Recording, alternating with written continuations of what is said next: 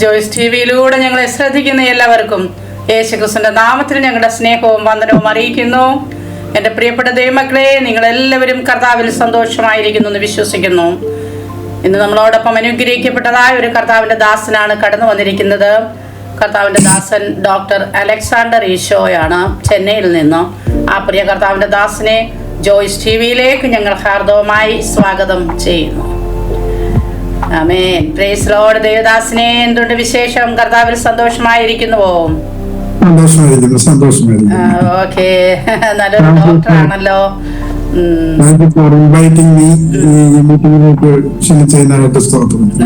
Okay okay. ഒരു doctor എന്ന് പറയുമ്പം സർജൻ ആണെന്നാണ് എന്നോട് പറഞ്ഞത്. ഓക്കെ, അനുഗ്രഹിക്കപ്പെട്ടതായ ഒരു സർജനാണ്. കർത്താവിന്റെ വേലയോടുള്ള ബന്ധത്തിലും ജോലിയോടുള്ള ബന്ധത്തിലും ഒക്കെ ആയിരിക്കുന്നു. ആ കർത്താവിന്റെ ദാസനെ കുടുംബമായി കർത്താവ് സഹായിക്കട്ടെ, അനുഗ്രഹിക്കട്ടെ. യാതൊരുവിധ തടസ്സങ്ങളും കൂടാതെ ഞങ്ങളോടൊപ്പം കടന്നു വന്ന് തൻ്റെ ജീവിതാനുഭവം ഷെയർ ചെയ്യാൻ കാണിച്ച മനസ്സിന് യേശുക്രിസ്തുവിന്റെ നാമത്തിലുള്ള നന്ദിയും സ്നേഹവും ഒരു പ്രാവശ്യം കൂടെ അറിയിക്കുന്നു. കർത്താവ് ധാരാളം അനുഗ്രഹിക്കുമാറാകട്ടെ.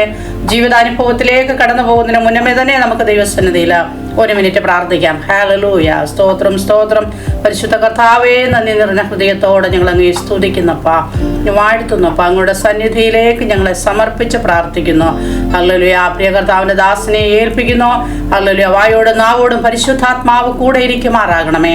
കർത്താവ് തന്നെ നടത്തിയ വിധങ്ങളും വഴികളും ഒക്കെ സംസാരിപ്പാനുള്ള കൃപ കൊടുത്താട്ട് കേൾക്കുന്ന ജനത്തിന് അത് ഏറ്റവും അനുഗ്രഹമായി തീരുവാന്, ആത്മീക വർധനമായി തീരുവാൻ തക്കവണ്ണം പരിശുദ്ധ കർത്താവ് സഹായിച്ചാട്ട് സിസ്റ്റം നെറ്റ്വർക്ക് എല്ലാം അങ്ങോട്ട് കരങ്ങളിൽ ഏൽപ്പിക്കുന്നു. യേശുവിന്റെ നാമത്തിൽ തന്നെ. ആമേൻ. ഹല്ലേലൂയ. ആമേൻ. സ്തോത്രം. ഹല്ലേലൂയ. കർത്താവ് ദേവദാസനെ സഹായിക്കട്ടെ. നല്ലൊരു വൈദ്യൻ. ദൈവത്തിന്റെ വചനത്തിൽ പറയുന്ന പോലെ ലൂക്കോസ് ഒരു വൈദ്യനായിരുന്നു. ഒരു ലേഖനം എഴുതുവാൻ, ഒരു സുവിശേഷം എഴുതുവാൻ കർത്താവ് സഹായിച്ചു. അതുപോലെ ഒരു നല്ല വൈദ്യനാകുന്ന താങ്കൾ ഹല്ലേലൂയ കർത്താവിന്റെ വേലയിലായിരിക്കുന്നല്ലോ. കർത്താവ് സഹായിക്കട്ടെ, പിന്നെയും കർത്താവ് ഉപയോഗിക്കട്ടെ എന്ന് ആശംസിക്കുന്നു.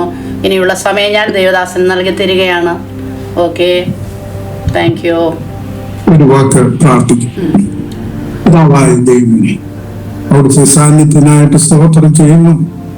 കർത്താവ് യേശുവിന്റെ നാമം എല്ലാ നാമത്തിനും മേലായ നാമമായിട്ട് ഉയർത്തുന്നതിന് ഞങ്ങൾക്ക് സഹായിക്കണമേ, ഞങ്ങളെ സഹായിക്കണമേ. കർത്താവായ ദൈവം ഞങ്ങളെ സ്നേഹിച്ചത് കൊണ്ട് തന്റെ ഏതാതനായ പുത്രനെ ഞങ്ങൾക്ക് വേണ്ടി ലോകത്തിൽ വെച്ചു. കർത്താവായ യേശു ക്രിസ്തു ഞങ്ങളുടെ പാപത്തിന് വേണ്ടി ക്രൂശിൽ മരിച്ചുകൊണ്ട് ഞങ്ങൾ നിന്നെ സ്തുതിക്കുന്നു. ആ ക്രൂശിലെ മരണം കാരണം ഞങ്ങൾക്ക് ദൈവസന്നിധിയിലെ പിതാവിന്റെ സന്നിധിയിലെ തന്റെ അടുത്തോടെ പിതാവേ എന്ന് വിളിക്കുന്ന ഞങ്ങളുള്ള കൃപ നീ തന്നതുകൊണ്ട് ഞങ്ങൾ സ്തുതിക്കുന്നു. പരിശുദ്ധാത്മാവിന്റെ സാന്നിധ്യം ഞങ്ങൾക്ക് വന്നിരിക്കുന്നതുകൊണ്ട് സ്തുതിക്കുന്നു. പരിശുദ്ധാത്മാവ് ഞങ്ങളുടെ ഉള്ളിൽ വസിക്കുന്നതുകൊണ്ട് ഞങ്ങൾ നിന്നെ സ്തുതിക്കുന്നു. പിതാവേ, വാക്കുകളും ചിന്തകളും എല്ലാം നീ ക്രമീകരിക്കണമേ. നിന്റെ നാമം ഉയർത്തുന്നതിന് ഞങ്ങളെ ഒന്ന് സഹായിക്കണമേ. എല്ലാം യേശുവിന്റെ നാമത്തിൽ അപേക്ഷിക്കുന്നു.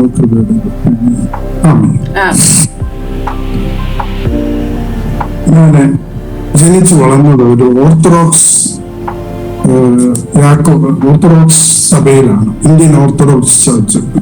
ജനിച്ചു വളർന്നത് അങ്ങനെയാണ്. അത് 1954 ജനിച്ചത്. അങ്ങനെ ഈ ഓർത്തഡോക്സ് സഭയിലെ വിശ്വാസ രീതിയിലാണ് ഞാൻ ചെറുപ്പകാലത്ത് വളർന്നത്. അവിടെ സൺഡേ സ്കൂളിൽ പഠിക്കുകയും സൺഡേ സ്കൂളിൽ പഠിപ്പിക്കുകയും അങ്ങനെയുള്ള ഇതിലെല്ലാം പങ്കെടുത്തു. പിന്നെ MGOCS എന്ന് പറയുന്ന അതിന്റെ യൂത്ത് വിങ്ങാണ്, അതിലെ സെക്രട്ടറി ആയിരുന്നു, അതിന്റെ മിഷണറി സെക്രട്ടറി ആയിരുന്നു. അങ്ങനെ ഒക്കെ കർത്താവായ നമ്മുടെ ആ വിശ്വാസ രീതിയിലാണ്. പിന്നെ 16-ാമത്തെ വയസ്സിൽ, അതായത് 10ാം ക്ലാസ് പാസ്സായി കഴിഞ്ഞുള്ള അവധി സമയത്താണ് ഞാൻ ഒരു പുസ്തകം വായിച്ചു. സ്റ്റാൻലി ജോൺസിന്റെ എബണ്ടന്റ് ലിവിംഗ് എന്ന് പറയുന്ന ഒരു പുസ്തകം വായിച്ചു. ആ പുസ്തകം വായിച്ചതിന് എനിക്കൊരു പുതിയ അറിവ് കിട്ടി. കാരണം ഈ ഓർത്തഡോക്സ് സഭയില് കന്യാമറിയാമിന് വേണ്ടി പ്രാർത്ഥിക്കും, ഗീവർഗീസ് ജ്ഞാനത്തിന് വേണ്ടി പ്രാർത്ഥിക്കും, പരമല കൊച്ചിന് വേണ്ടി പ്രാർത്ഥിക്കും. അങ്ങനെയുള്ള ഒരു പാരമ്പര്യത്തിലാണ് ജനിച്ചു വന്നത്. എന്നാൽ ഈ പുസ്തകം വായിച്ചതിന് യേശു ക്രിസ്തു എല്ലാം യേശു ക്രിസ്തുവിന്റെ മഹാത്മാവാണ് എപ്പോഴും ഫോക്കസ് ചെയ്യുന്നത്. അതെനിക്കൊരു വലിയ അറിവായിരുന്നു. അന്നേരം യേശു ക്രിസ്തു ആണ് ദൈവം എന്നുള്ള ഒരു ചിന്ത മനസ്സിലോട്ട് വന്നു. അന്നേരം അതെന്നെ വ്യത്യസ്തമാക്കി. അതുപോലെ തന്നെ ബില്ലി ഗ്രഹാം എഴുതിയ പീസ് വിത്ത് ഗോഡ് എന്ന് പറയുന്ന പുസ്തകവും വിശ്വാസം, യഥാർത്ഥ ക്രിസ്തീയ വിശ്വാസം എന്താണെന്നുള്ളത് മനസ്സിലാക്കാനായിട്ട് സാധിച്ചു. അങ്ങനെ 10ാം ക്ലാസ് കഴിഞ്ഞ് SSLC പരീക്ഷ കഴിഞ്ഞ് വീട്ടിലിരുന്ന സമയത്താണ് ഈ പുസ്തകങ്ങൾ വായിച്ച് ഈ ഒരു അറിവ് എനിക്ക് ലഭിച്ചു. അത് വലിയ ഒരു രൂപാന്തരം എന്റെ ജീവിതത്തിൽ ഉണ്ടാക്കി. അതുവരെയും ഈ ഓർത്തഡോക്സ് വിശ്വാസത്തിലായിരുന്നു. എന്നാലും ഞാൻ ഉടനെ ഒന്നും മാറിയൊന്നുമില്ല. അത് കഴിഞ്ഞിട്ട് 1970 മുതൽ 75 വരെ ഞാൻ SB കോളേജിൽ, ചങ്ങനാശ്ശേരി SB കോളേജ്, അത് 5 വർഷത്തില് 3 വർഷം അവിടെ ഹോസ്റ്റലിൽ താമസം പഠിച്ചത്. പരീക്ഷയുള്ള വർഷങ്ങളില് അവിടെ താമസമാണ് പഠിച്ചത്. ഇങ്ങനെ പഠിച്ച കാലത്ത് എനിക്ക് മറ്റുള്ള സഭാ വിശ്വാസങ്ങളുമായിട്ടൊക്കെ പരിചയപ്പെടുന്നതിനും കത്തോലിക്ക സഭ, മർത്തോമ സഭ, CSI സഭ, അതുപോലെ തന്നെ ബ്രദറൻ ചർച്ച്, പെന്തക്കോസ്റ്റ് ചർച്ച്, ഇതെല്ലാമായിട്ടൊരു എക്സ്പോഷർ കിട്ടി. ഈ ന്യൂ ഇന്ത്യ ചർച്ച് ഓഫ് ഗോഡിന്റെ തമ്പിച്ചായനെ നമുക്കെല്ലാവരും കേട്ടിട്ടുണ്ട്. അന്നേരം ഇദ്ദേഹമാണ് ചങ്ങനാശ്ശേരിയില് പോസ്റ്റ് ഓഫീസിന്റെ അടുത്ത് ഒരു റബ്ബർ തോട്ടത്തിലൊരു വീട്ടിലായിരുന്നു താമസിക്കുന്നത്. അന്നേരം രാജു എബ്രഹാം എന്ന് പറയുന്ന ഒരു ദേവദാസൻ, ഒരു സ്റ്റുഡന്റ് ആയിരുന്നു പുള്ളി എന്ന്. ഇപ്പം കോട്ടയത്ത് സഭ നടത്തുകയാണ് അദ്ദേഹം ചെയ്യുന്നത്. അന്നേരം അദ്ദേഹം എന്നെ അവിടെ കൊണ്ടുപോയി. അങ്ങനെ തമ്പിച്ചായനെ ആദ്യമായിട്ട് അവിടെ വെച്ച് മീറ്റ് ചെയ്തു. തമ്പിച്ചായനും അമ്മാമ്മയും കല്യാണം കഴിച്ച് അവിടാണ് വന്ന് താമസിച്ചത്. ഇത് എന്റെ ജീവിതത്തിൽ വളരെ അധികം ഒന്നും ഞാൻ അവിടെ പോയില്ല, പക്ഷേ ഒരു എക്സ്പോഷർ കിട്ടി. എനിക്ക് വളരെ ഇഷ്ടപ്പെട്ടു. ഈ ആദ്യമായിട്ട് ഓർത്തഡോക്സ് സഭയിലെല്ലാം കുഞ്ഞുങ്ങളെല്ലാം ഈ ആഭരണമൊക്കെ ഇട്ട് സാരിയൊക്കെ ഉടുത്ത് അതൊരു വലിയ ഷോ ഓഫ് ആണ് വരുന്നത്. പക്ഷെ ഇവിടെ വന്നപ്പം പാട്ടുപാടി സ്തുതിക്കുകയും അതെനിക്ക് വലിയ ഒരു അറിവായിരുന്നു. ഇങ്ങനെയും ഒരു കൂട്ടായ്മ ഉണ്ടല്ലോ. അതുപോലെ തന്നെ ബ്രദറൻ സഭ, എന്റെ ഒരു കൂട്ടുകാരനെ ബ്രദറൻ സഭയിൽ അനുഭവിക്കുന്നുണ്ട്. അങ്ങനെ ഞാൻ അവിടെയും പോകാനായിട്ട് സാധിച്ചു. അതുപോലെ തന്നെ അവരുടെ കമ്മ്യൂണിയൻ, ഇവരുടെ എല്ലാം കമ്മ്യൂണിയൻ സംബന്ധിക്കുകയും ചെയ്തിട്ടുണ്ട്. അത് ഈ വർഷങ്ങൾ, അതായത് 1970 മുതൽ 75 വരെയുള്ള വർഷങ്ങളിൽ എല്ലാ സമുദായങ്ങളുമായിട്ടുള്ള ഒരു അറിവ് കിട്ടാനായിട്ട് സാധിച്ചു. അത് വളരെ ഹെൽപ്ഫുൾ ആയിരുന്നു. കാരണം മറ്റുള്ള സഭകളെ മനസ്സിലാക്കേണ്ടതായിട്ട് വലിയ ഉത്തരവാദിത്വം നമുക്കുണ്ട്. അന്നേരം അതിനായിട്ട് ചങ്ങനാശ്ശേരിയിലെ ആ ജീവിതം വളരെ സഹായിച്ചു.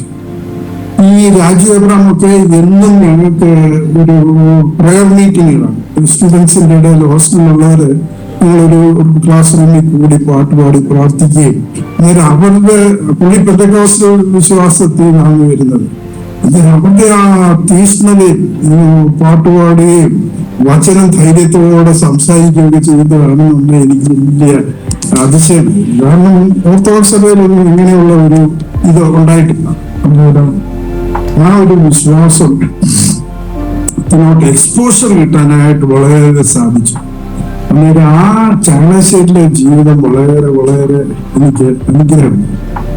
അത് കഴിഞ്ഞ് 76 മുതൽ ഞാൻ CMC ലുധിയാന, പഞ്ചാബിലുള്ള ഒരു മെഡിക്കൽ കോളേജാണ്. നമ്മുടെ CMC വലിയൊരു പോലെ തന്നെ ഉള്ള ഒരു മെഡിക്കൽ കോളേജാണ്. അന്നേരം അവിടെ എനിക്ക് അഡ്മിഷൻ കിട്ടുകയും അന്നേരം 76 മുതൽ ഞാൻ അവിടെ പോകാനിടയായി.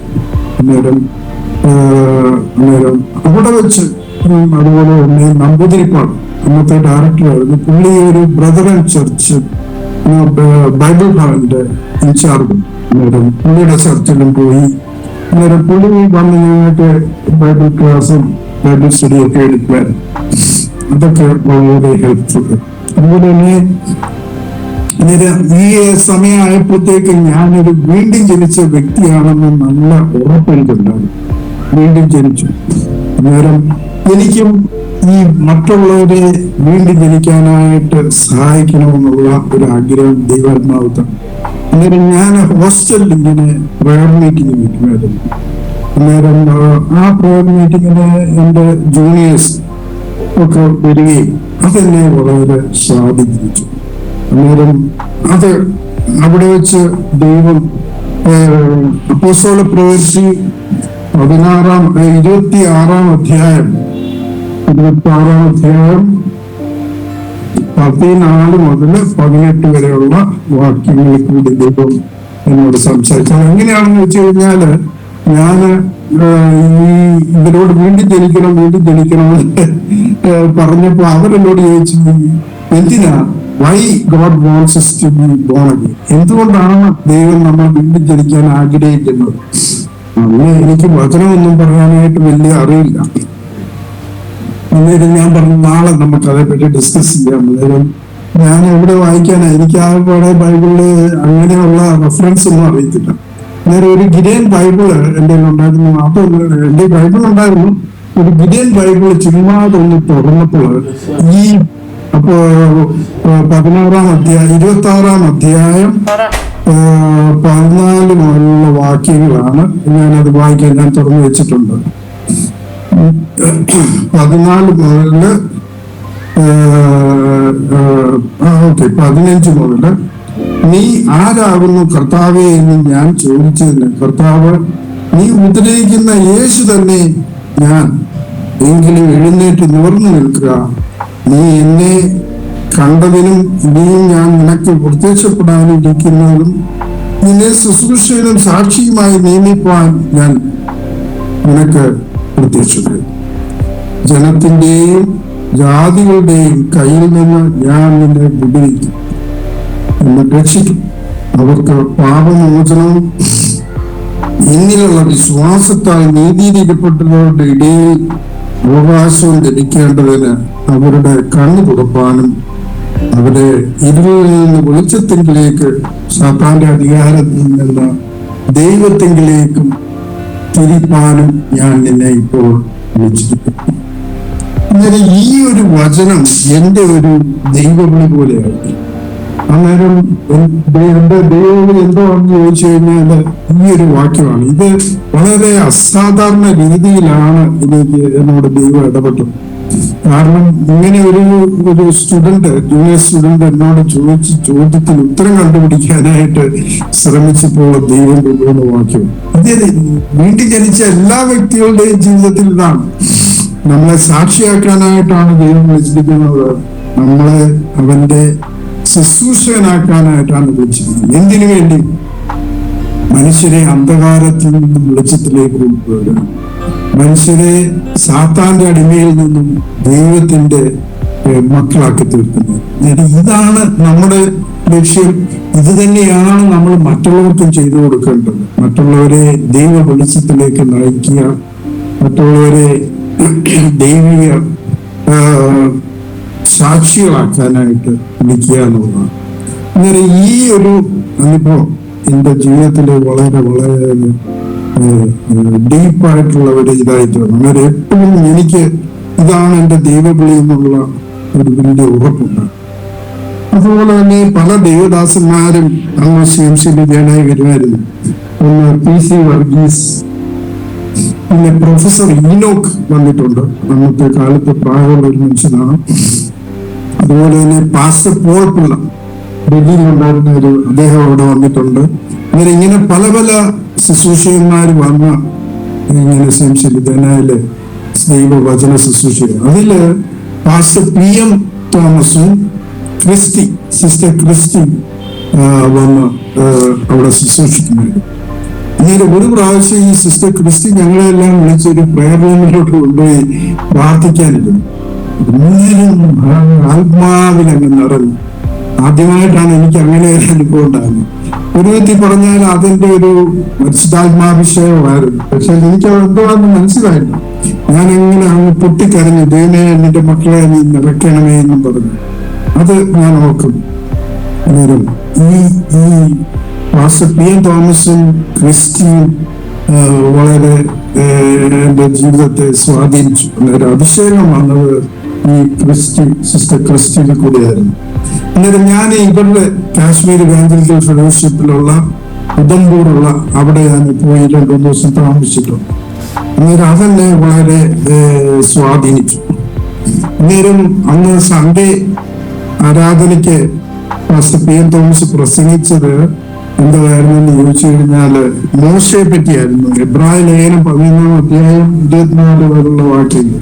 അവിടെ പറയുന്നത്, മോശ പ്രായമായപ്പോൾ ലോകത്തിന്റെ സുഖഭോഗങ്ങൾക്ക് പുറകെ പോകാതെ ദൈവജനത്തോട് കൂടി കഷ്ടപ്പെടാനായിട്ട് തീരുമാനിച്ചു.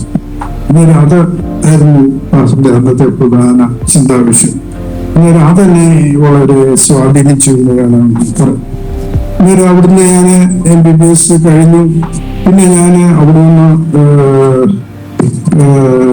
നാട്ടില് പോയിച്ച് ഞാൻ ഇന്ത്യൻ ഇവാഞ്ചലിക്കൽ മിഷൻ, അതായത് IM, അതിന്റെ ഒരു മിഷൻ ഫീൽഡ് ഉണ്ട് ദാന്താവിൽ. അവിടെ ഒരു ഹോസ്പിറ്റൽ അവിടെ ഉണ്ട്. അന്നേരം അത് ട്രൈബൽ ഏരിയയിലാണ്.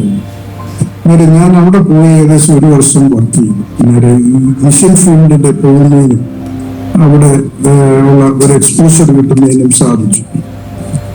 ഇത് എന്നായിരുന്നു എന്ന് ചോദിച്ചു കഴിഞ്ഞാല് 1982-83 സമയങ്ങളിലാണ്.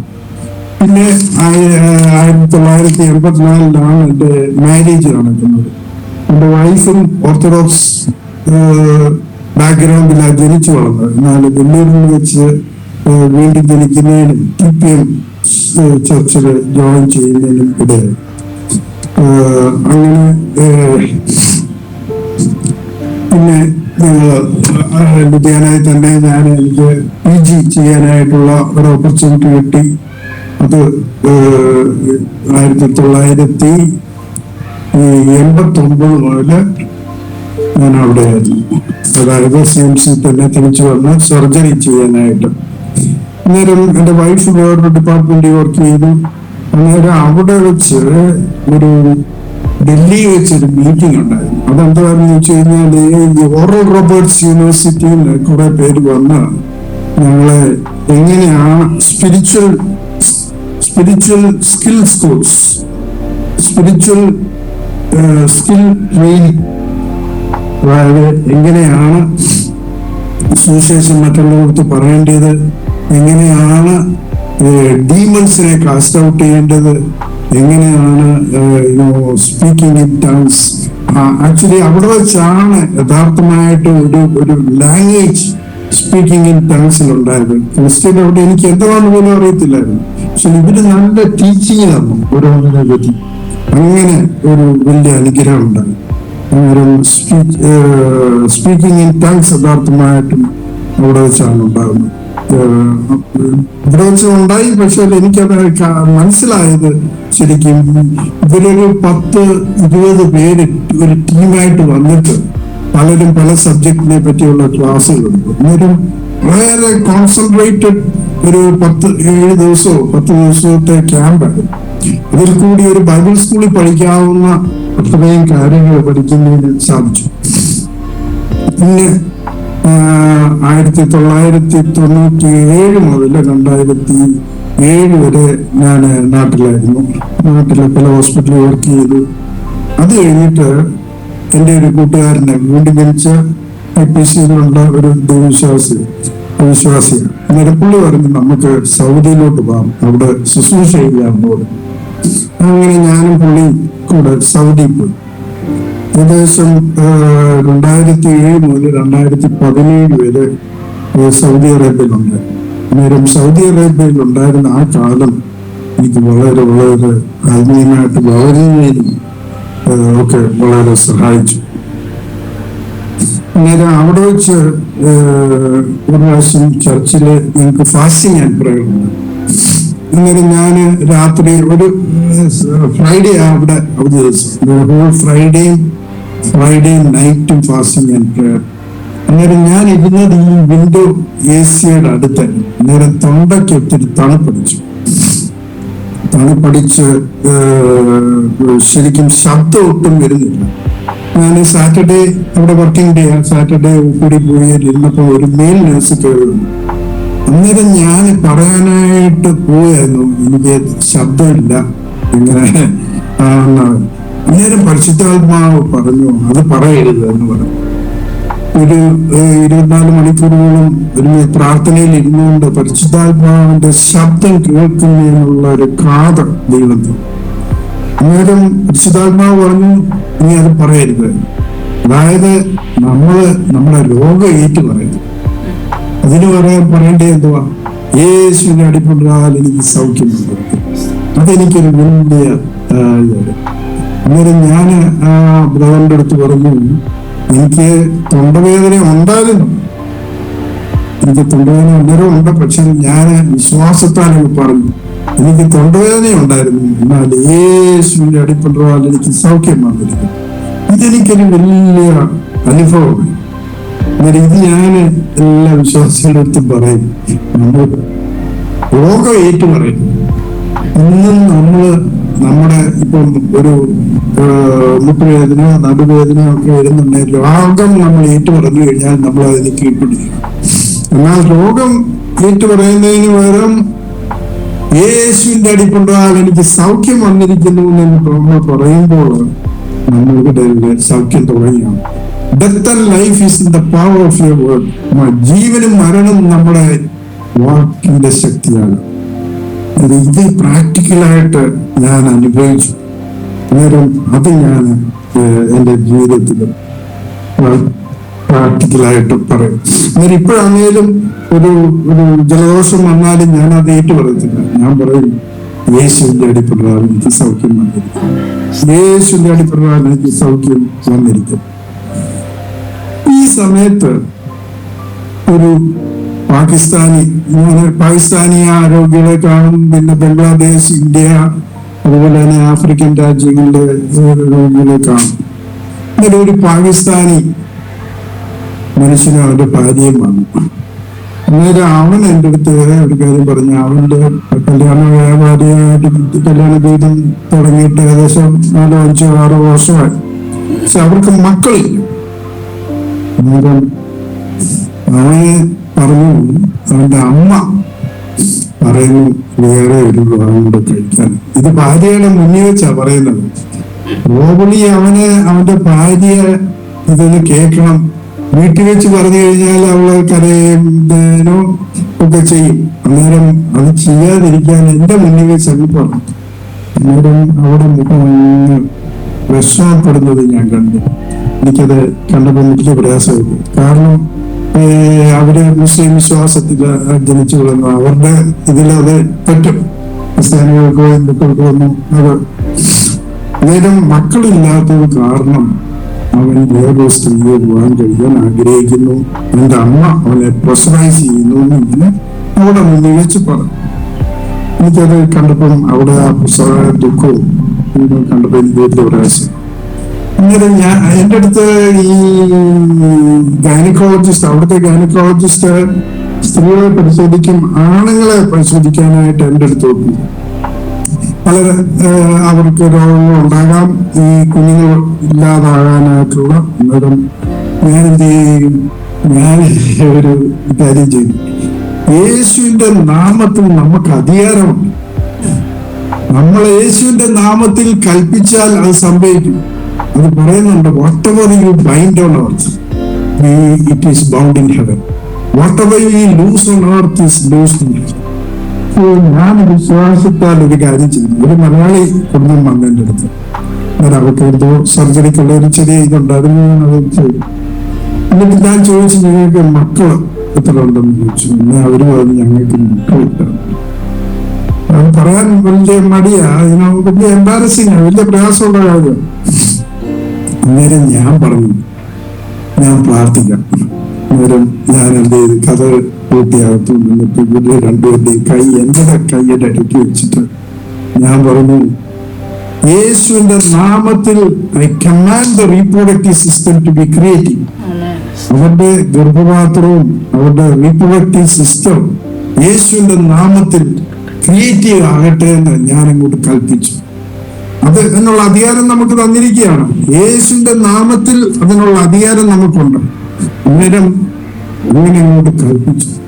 എന്നിട്ട് ഞാൻ അവരോട് പറഞ്ഞു, നിങ്ങൾ വിശ്വാസത്താൽ ഒരു കാര്യം ചെയ്യണം. അവിടെ ഒത്തിരി കടകളൊക്കെ ഉണ്ട്, ഈ പിള്ളേരുടെ തുണികളൊക്കെ ഉണ്ട്.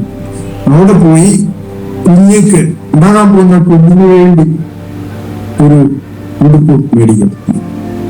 അന്നേരം ഇവരവിടെ 10-18 വർഷമായിട്ട് റിയാദിലുള്ള ആളുകളാണ്. അന്നേരം അവര് ഒത്തിരി പേര് അറിയാം. അന്നേരം അവര് കുഞ്ഞിന് തുണി മേടിക്കുന്ന അവരുടെ കൂട്ടുകാരെ എല്ലാം കണ്ടു കഴിഞ്ഞാൽ അതൊരു എംബാരസിംഗ് ഇതാണ്. അന്നേരം അവര് പോയി അങ്ങോട്ടും ഇങ്ങോട്ടും നോക്കി വെച്ച് കടക്കാരൻ്റെ അടുത്ത് പറഞ്ഞു, ഇത് കുഞ്ഞിനുള്ള തുണി തരാൻ പറഞ്ഞു, ഉടുപ്പ് തരാൻ പറഞ്ഞു. അവന്റെ അടുത്ത് ആണിനോ പെണ്ണിനോ എന്നൊന്നും പറഞ്ഞില്ല. അന്നേരം അവനെടുത്ത് കൊടുത്തത് ആൺപിള്ളേരുടെ തുണി. അന്നേരം ഞാൻ പറഞ്ഞു, ഇത് മേടിച്ചിട്ട് നിങ്ങളെ ബെഡ്റൂമിൽ കട്ടിലേലിടുന്നു. അന്നേരം അത് കാണുന്നുണ്ടെങ്കിൽ അവർക്കൊരു വിശ്വാസം ഉണ്ടാകുകയാണ്. It is an object of faith. വിശ്വാസത്തിന്റെ ഒരു ഒരു ഒരു ഇതാണ്, പ്രവൃത്തിയുമാണ് വിശ്വാസത്തിന്റെ ഒരു കാഴ്ച. അന്നേരം അത് കഴിഞ്ഞ് 1 വർഷത്തിനകത്ത് ഒരു കുഞ്ഞുണ്ടായി. അത് ആൺകുഞ്ഞായിരുന്നു. അതൊരു വലിയ അനുഭവമായി. പിന്നെ ഞാൻ ഇങ്ങനെ വരുന്ന പേഷ്യന്റ് എല്ലാം പ്രാർത്ഥിച്ചു, ഒത്തിരി പേർക്ക് വേണ്ടി പ്രാർത്ഥിച്ചു. അതിൽ 22 പേര് വന്ന് തിരിച്ചെന്റെ അടുത്ത് പറഞ്ഞു അവർക്ക് കുഞ്ഞുങ്ങളുണ്ടായിരുന്നു. നേരം പാകിസ്ഥാനികള്, ബംഗ്ലാദേശികള്, ആഫ്രിക്കൻസ്, ഇന്ത്യക്കാർ, ഇത്രയും രാജ്യങ്ങളിലുള്ള അനേകർക്ക് വേണ്ടി പ്രാർത്ഥിച്ചു. അതിൽ 22 പേരെ വന്ന് പറഞ്ഞുള്ളൂ, ബാക്കിയൊന്നും നമുക്കറിയത്തില്ല. അന്നേരം ഈ 22 പേര് അവരുടെയൊക്കെ ഫോട്ടോയൊക്കെ എൻ്റെ ഉണ്ടായിരുന്നു. അന്നേരം അതൊരു വലിയ സാക്ഷിയായിട്ട്. പക്ഷെ ഒരു കാര്യം ഞാൻ മനസ്സിലാക്കിയത്, ഈ 22 പേരും ഒരു പെന്തക്കോസ്തൽ വിശ്വാസത്തിലോട്ടോ യേശുക്രിസ്തു വിശ്വാസത്തിലോട്ട് വന്നിട്ടില്ല. അന്നേരം ഇവരെ ഇങ്ങനെയുള്ള പ്രാർത്ഥനയൊക്കെ നല്ലതാണ്. ഞാൻ OPD വർക്ക് ചെയ്യുന്ന പ്രത്യേകിച്ച് സൗദി അറേബ്യയിൽ ഇതൊക്കെ പറ്റത്തുള്ളൂ. പക്ഷെ ഇവിടെ നമ്മൾ ഒരിക്കലും ഇങ്ങനെയുള്ള ശുശ്രൂഷ ചർച്ചുമായിട്ടുള്ള ബന്ധത്തിലായിരിക്കണം. ചർച്ചുമായിട്ടുള്ള ബന്ധത്തിലാണേലേ അവർ വിശ്വാസത്തിലോട്ട് വരുത്തുള്ളൂ. ഞാൻ ഈ ഒരു ഇതിലൊക്കെ പറഞ്ഞല്ലോ, ഇവിടെ വന്ന് ഞാൻ ഇപ്പം വർക്ക് ചെയ്യുന്ന ഹോസ്പിറ്റലിലും എൻ്റെ ഒരു കൂട്ടുകാരനും അവന്റെ ഭാര്യയും, 2 പേരും ഡോക്ടേഴ്സാണ്.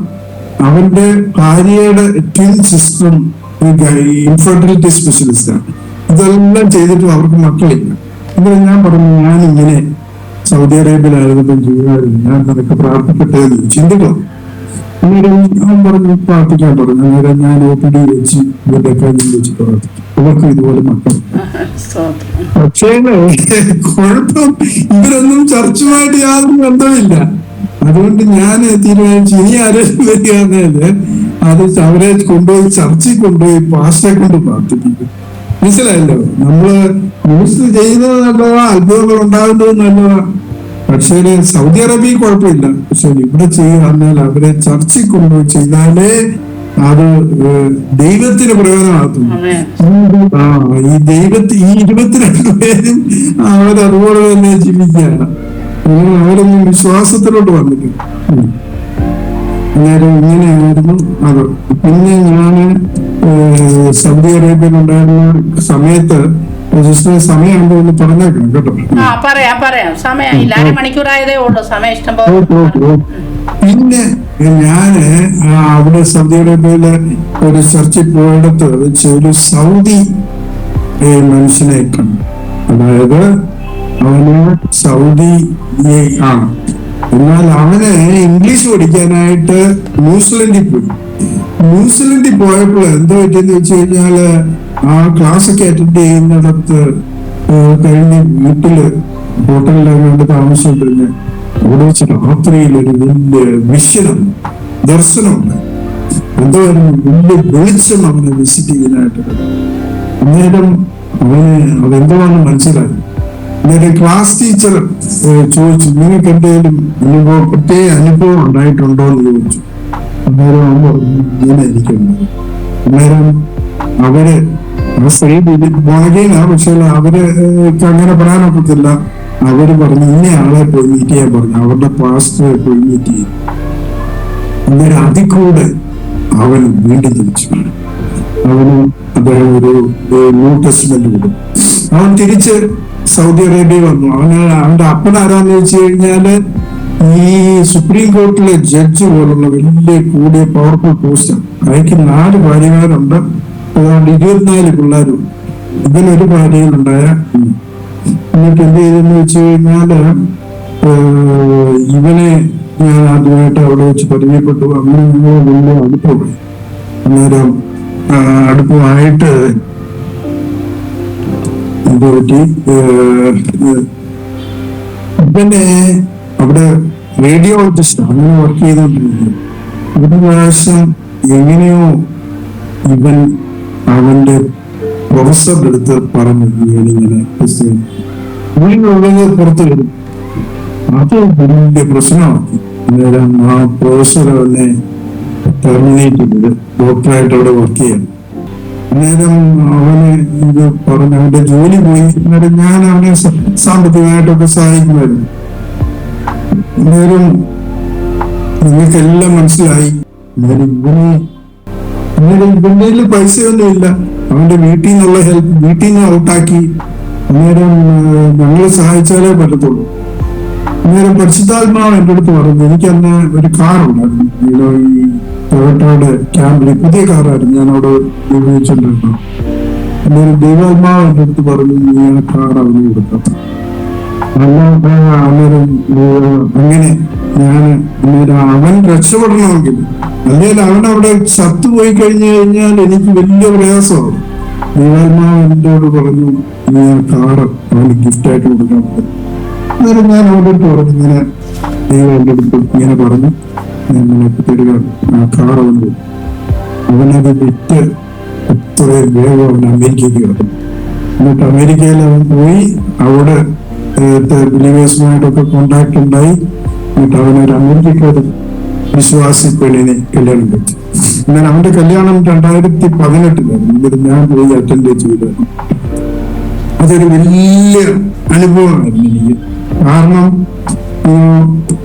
അങ്ങനെ ഒരു ഗിഫ്റ്റ് എനിക്ക് കൊടുക്കാൻ സാധിച്ചത് ഒരു വലിയ അനുഗ്രഹമാണ്. നിത്യതയിൽ നിൽക്കുമ്പോൾ നിത്യതയിൽ വിലയുള്ളത് ഇതൊക്കെയുള്ളൂ. അല്ലാതെ വേറൊന്നും വലിയ വിലയില്ല. അതെനിക്കൊരു വലിയ അനുഗ്രഹമുണ്ട്. ആ ഒരു ഇത് കാരണമാണ് അവന് പോകാൻ പോയത്. അവിടെ പോയി ഒരു നല്ല നിലയിൽ ജീവിക്കാൻ പറ്റി, നല്ല നിലയിൽ കല്യാണം കഴിക്കാൻ പറ്റി. എന്നെ വിളിച്ചു. അവന്റെ കല്യാണ സമയത്ത് വചനം സംസാരിക്കുന്നതിനായിട്ടുള്ള അവസരം ഒരുക്കി. അതൊരു വലിയ ഇതാണ്. 2017 ഞാന് സൗദിയിൽ നിന്ന് തിരിച്ചു നാട്ടിൽ. കാരണം ഇവൻ അവിടുത്തെ സിറ്റിസൺഷിപ്പ് അപ്ലൈ ചെയ്യുന്നുണ്ടേ, ഇവന്റെ ഇതെല്ലാം സെർച്ച് ചെയ്യുന്നുണ്ടേ എന്റെ പേര് കിട്ടും. അന്നേരം ഞാനാണ് ഇവനെ ക്രിസ്ത്യാനിയാക്കിയെന്നാവും. അന്നേരം ഞാൻ സൗദിയിൽ നിന്ന് കഴിഞ്ഞാല് എന്റെ തല ചിലപ്പം പോകും. കാരണം അവനെ ക്രിസ്ത്യാനിയാക്കിയത് ഞാനാണെന്നുള്ളത്. ആക്ച്വലി ഞാനല്ല, ദൈവം ദർശനം കൊടുത്താണ്. എന്നാലും അതൊന്നും അവർക്കറിയത്തില്ല. അന്നേരം അങ്ങനെ ഞാൻ സൗദിയിൽ 2017 ഞാൻ പോയിരുന്നു. 2018 അവന്റെ കല്യാണം ഞാൻ പോയി അറ്റൻഡ് ചെയ്തു. അതൊരു വലിയ അനുഗ്രഹമായിരുന്നു. അന്നേരം എന്തായിരുന്നു ഞാൻ പറഞ്ഞോ, പിന്നെ ഞാൻ ഈ ദൈവ ശബ്ദം കേൾക്കുക എന്നുള്ളതാണ് നമ്മുടെ ഒക്കെ ജീവിതത്തിലെ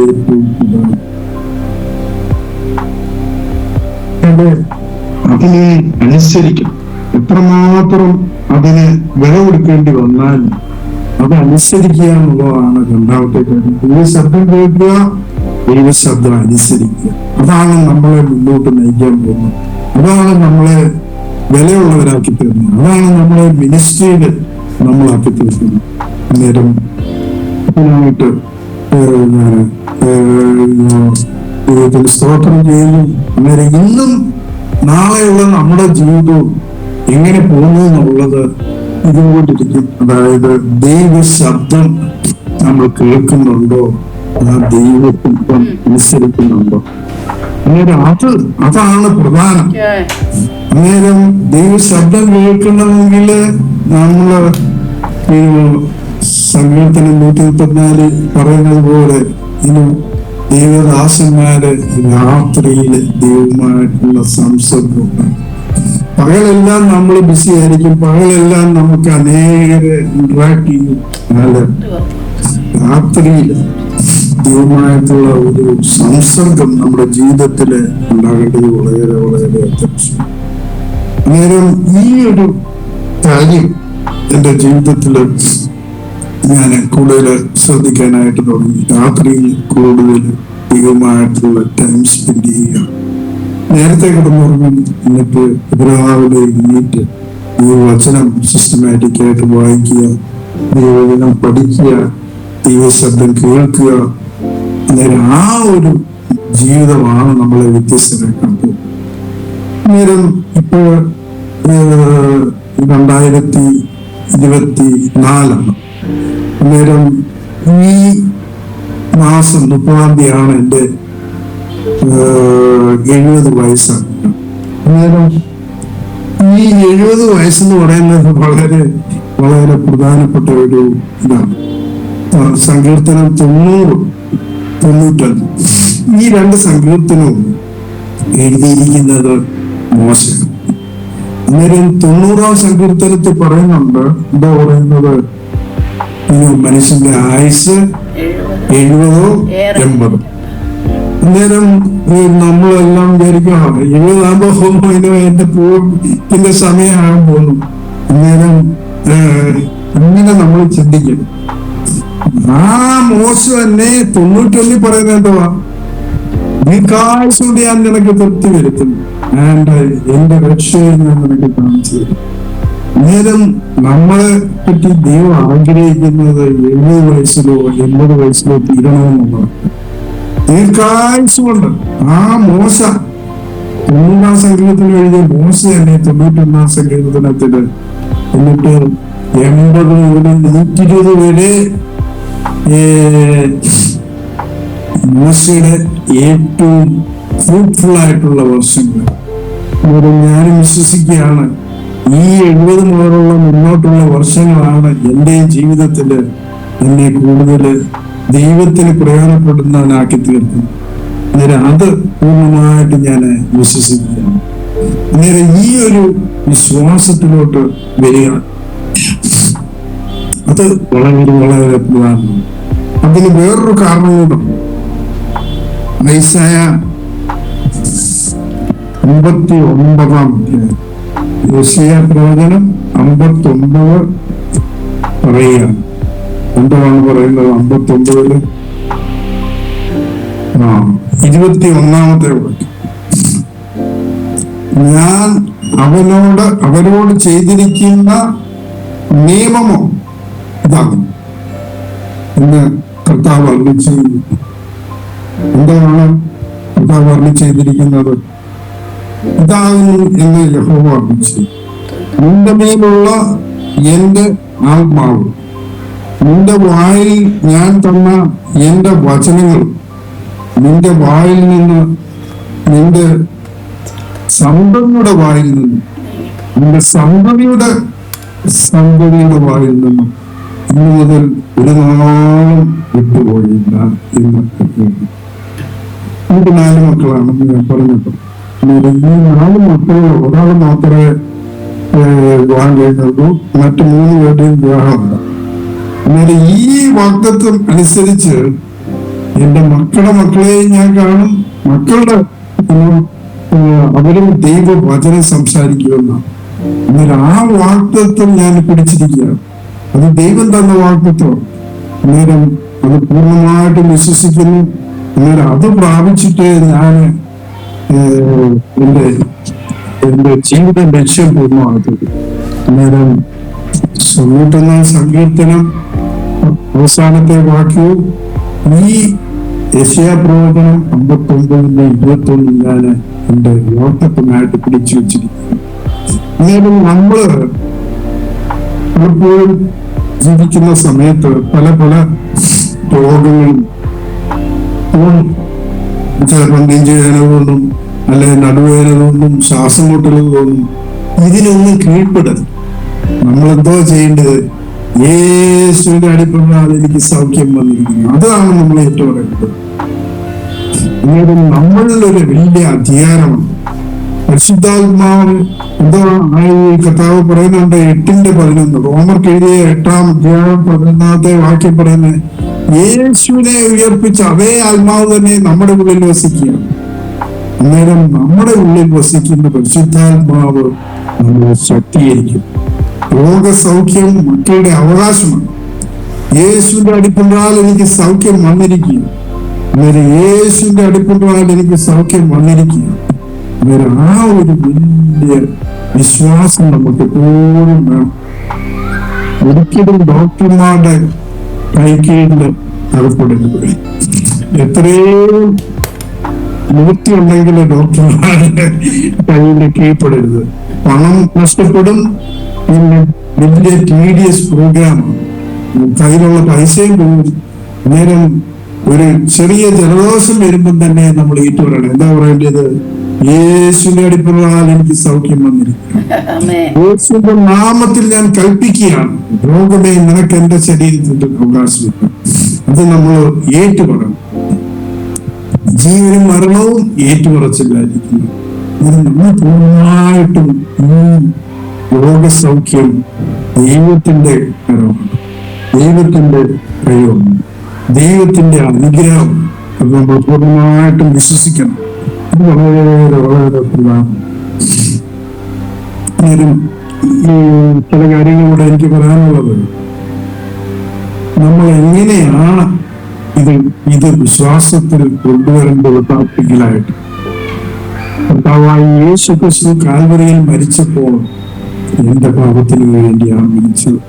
ഇങ്ങനെ റോമർക്ക് എഴുതിയ ലേഖനം വിശ്വാസത്താലുള്ള നീതികൾ. ഇപ്പോൾ വിശ്വാസത്താലുള്ള നീതീകരണം നമ്മൾ ഏറ്റുപറഞ്ഞുകൊണ്ടിരിക്കുന്നു. യേശുവിന്റെ അടിപ്പിട്ടാൽ എനിക്ക് സൗഖ്യം വന്നിരിക്കുകയാണ്. യേശുവിന്റെ രക്തത്താൽ ഞാൻ കഴുകപ്പെട്ടിരിക്കുകയാണ്. യേശുവിന്റെ രക്തം എന്നെ കഴുകിയിരിക്കുകയാണ്. 1 യോഹന്നാൻ 1:9 പറയും. എന്തുവാ പറയുന്നത്? ഇവിടെ പറയുന്നത് ഇംഗ്ലീഷിലാണ് ഞാനത് ഓർത്തിരിക്കുന്നത്. യേശുവിന്റെ രക്തം നമ്മുടെ if we confess our sins, he is faithful and just to forgive us our sin and cleanse us from all unrighteousness. മലയാളത്തിൽ ഒന്ന് വായിച്ചേക്കോ. 1 യോഹന്നാൻ 1:9. യേശുവിന്റെ രക്തം സകല പാപവും പോക്കി നമ്മെ ശുദ്ധീകരിക്കുന്നു.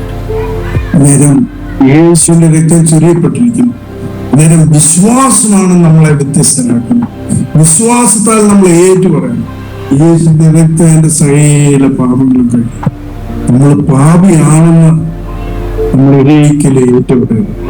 യേശുവിന്റെ രക്തത്താൽ ഞാൻ നീതീകരിക്കപ്പെട്ടിരിക്കുന്നു.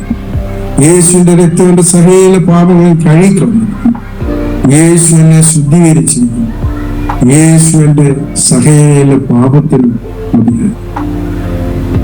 നമുക്ക് 4 സുവിശേഷം 1:10. അവനെ കൈക്കൊണ്ട് അവന്റെ നാമത്തിൽ വിശ്വസിക്കുന്ന ഏവർക്കും ദൈവമക്കളാകാനുള്ള അധികാരം കൊടുത്തിരിക്കുക. അന്നേരം അവനെ കൈക്കൊണ്ടിരിക്കുക. എങ്ങനെ? വിശ്വാസത്തിൽ. ഇങ്ങനെ നമ്മൾ ആരായിരിക്കുകയാണ്? ദൈവമക്കളായിരിക്കുക.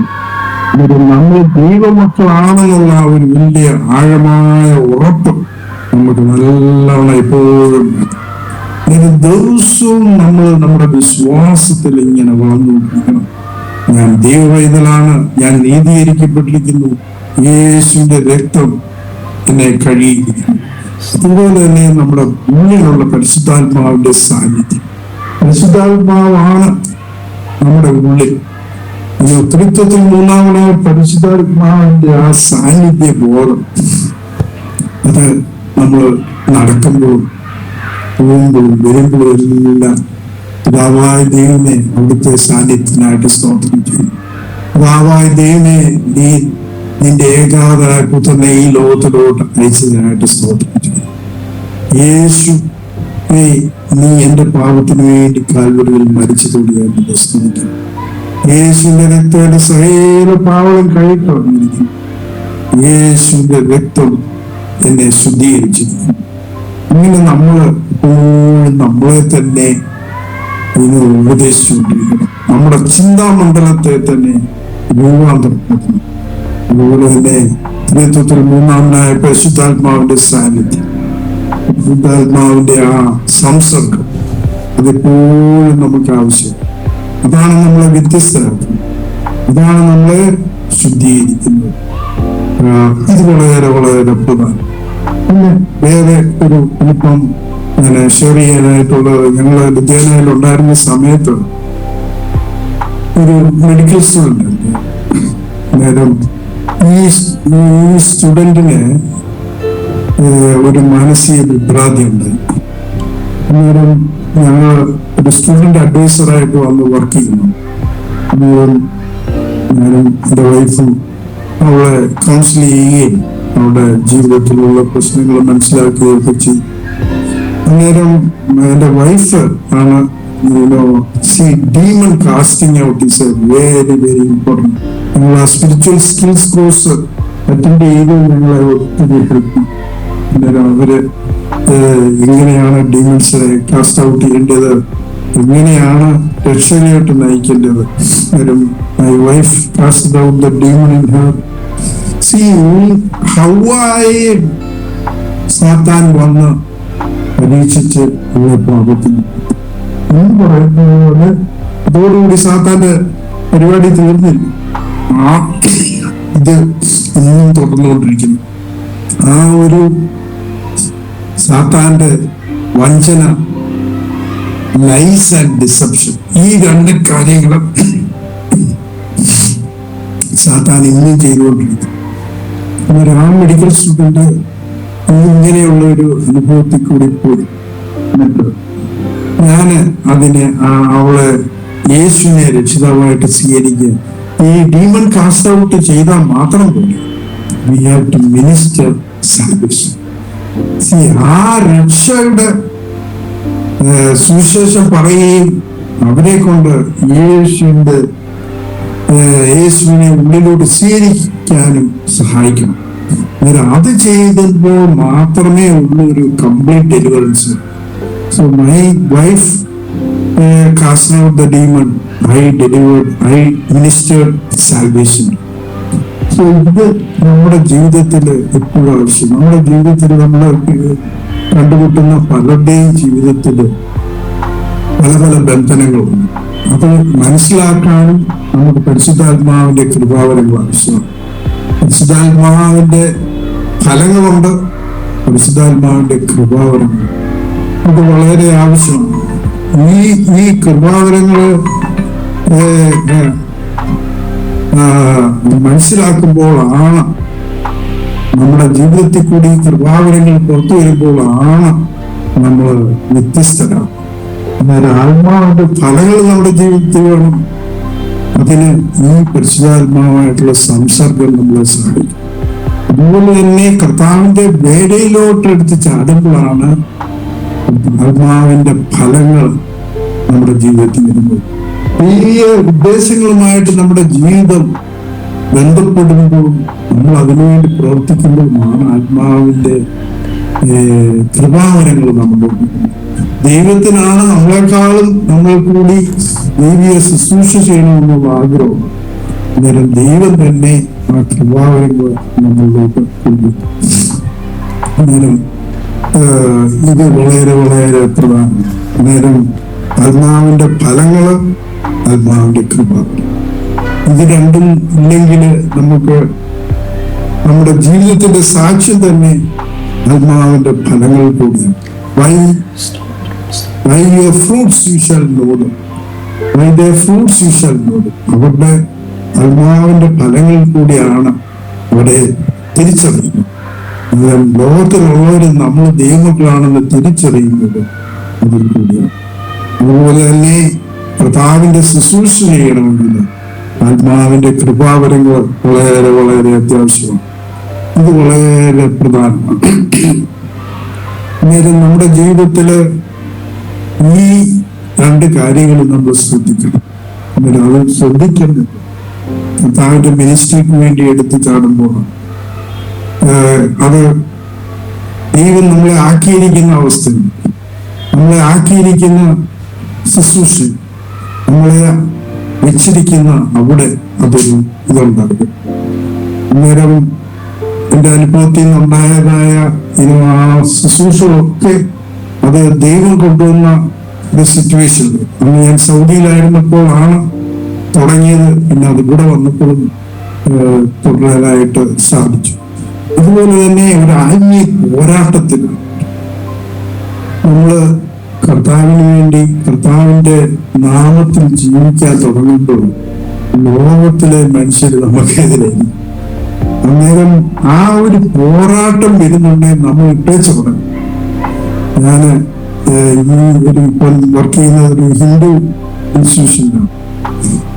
വന്നപ്പോ അവർക്ക് വലിയ ഇതായിരുന്നു. പക്ഷെ അത് കുറച്ച് കഴിഞ്ഞപ്പോ അവർക്ക് ഇങ്ങനെ ഓടിക്കണമെന്നുള്ളതാണ്. പക്ഷെങ്കില് എനിക്കറിയാം, ഞാൻ ദൈവം പറഞ്ഞിട്ടാണ് ഇവിടെ വന്നത്. അന്നേരം ആ ഒരു പാറ പോലെ നമ്മൾ ഉറച്ചു നിൽക്കും. ആ പാറ പോലെ ഉറച്ചു നിൽക്കുമ്പോഴാണ് അവർക്ക് മനസ്സിലാകുന്നത് ഇതിനെ അങ്ങനെ അങ്ങോട്ട് തള്ളിവിടാനൊക്കത്തില്ല.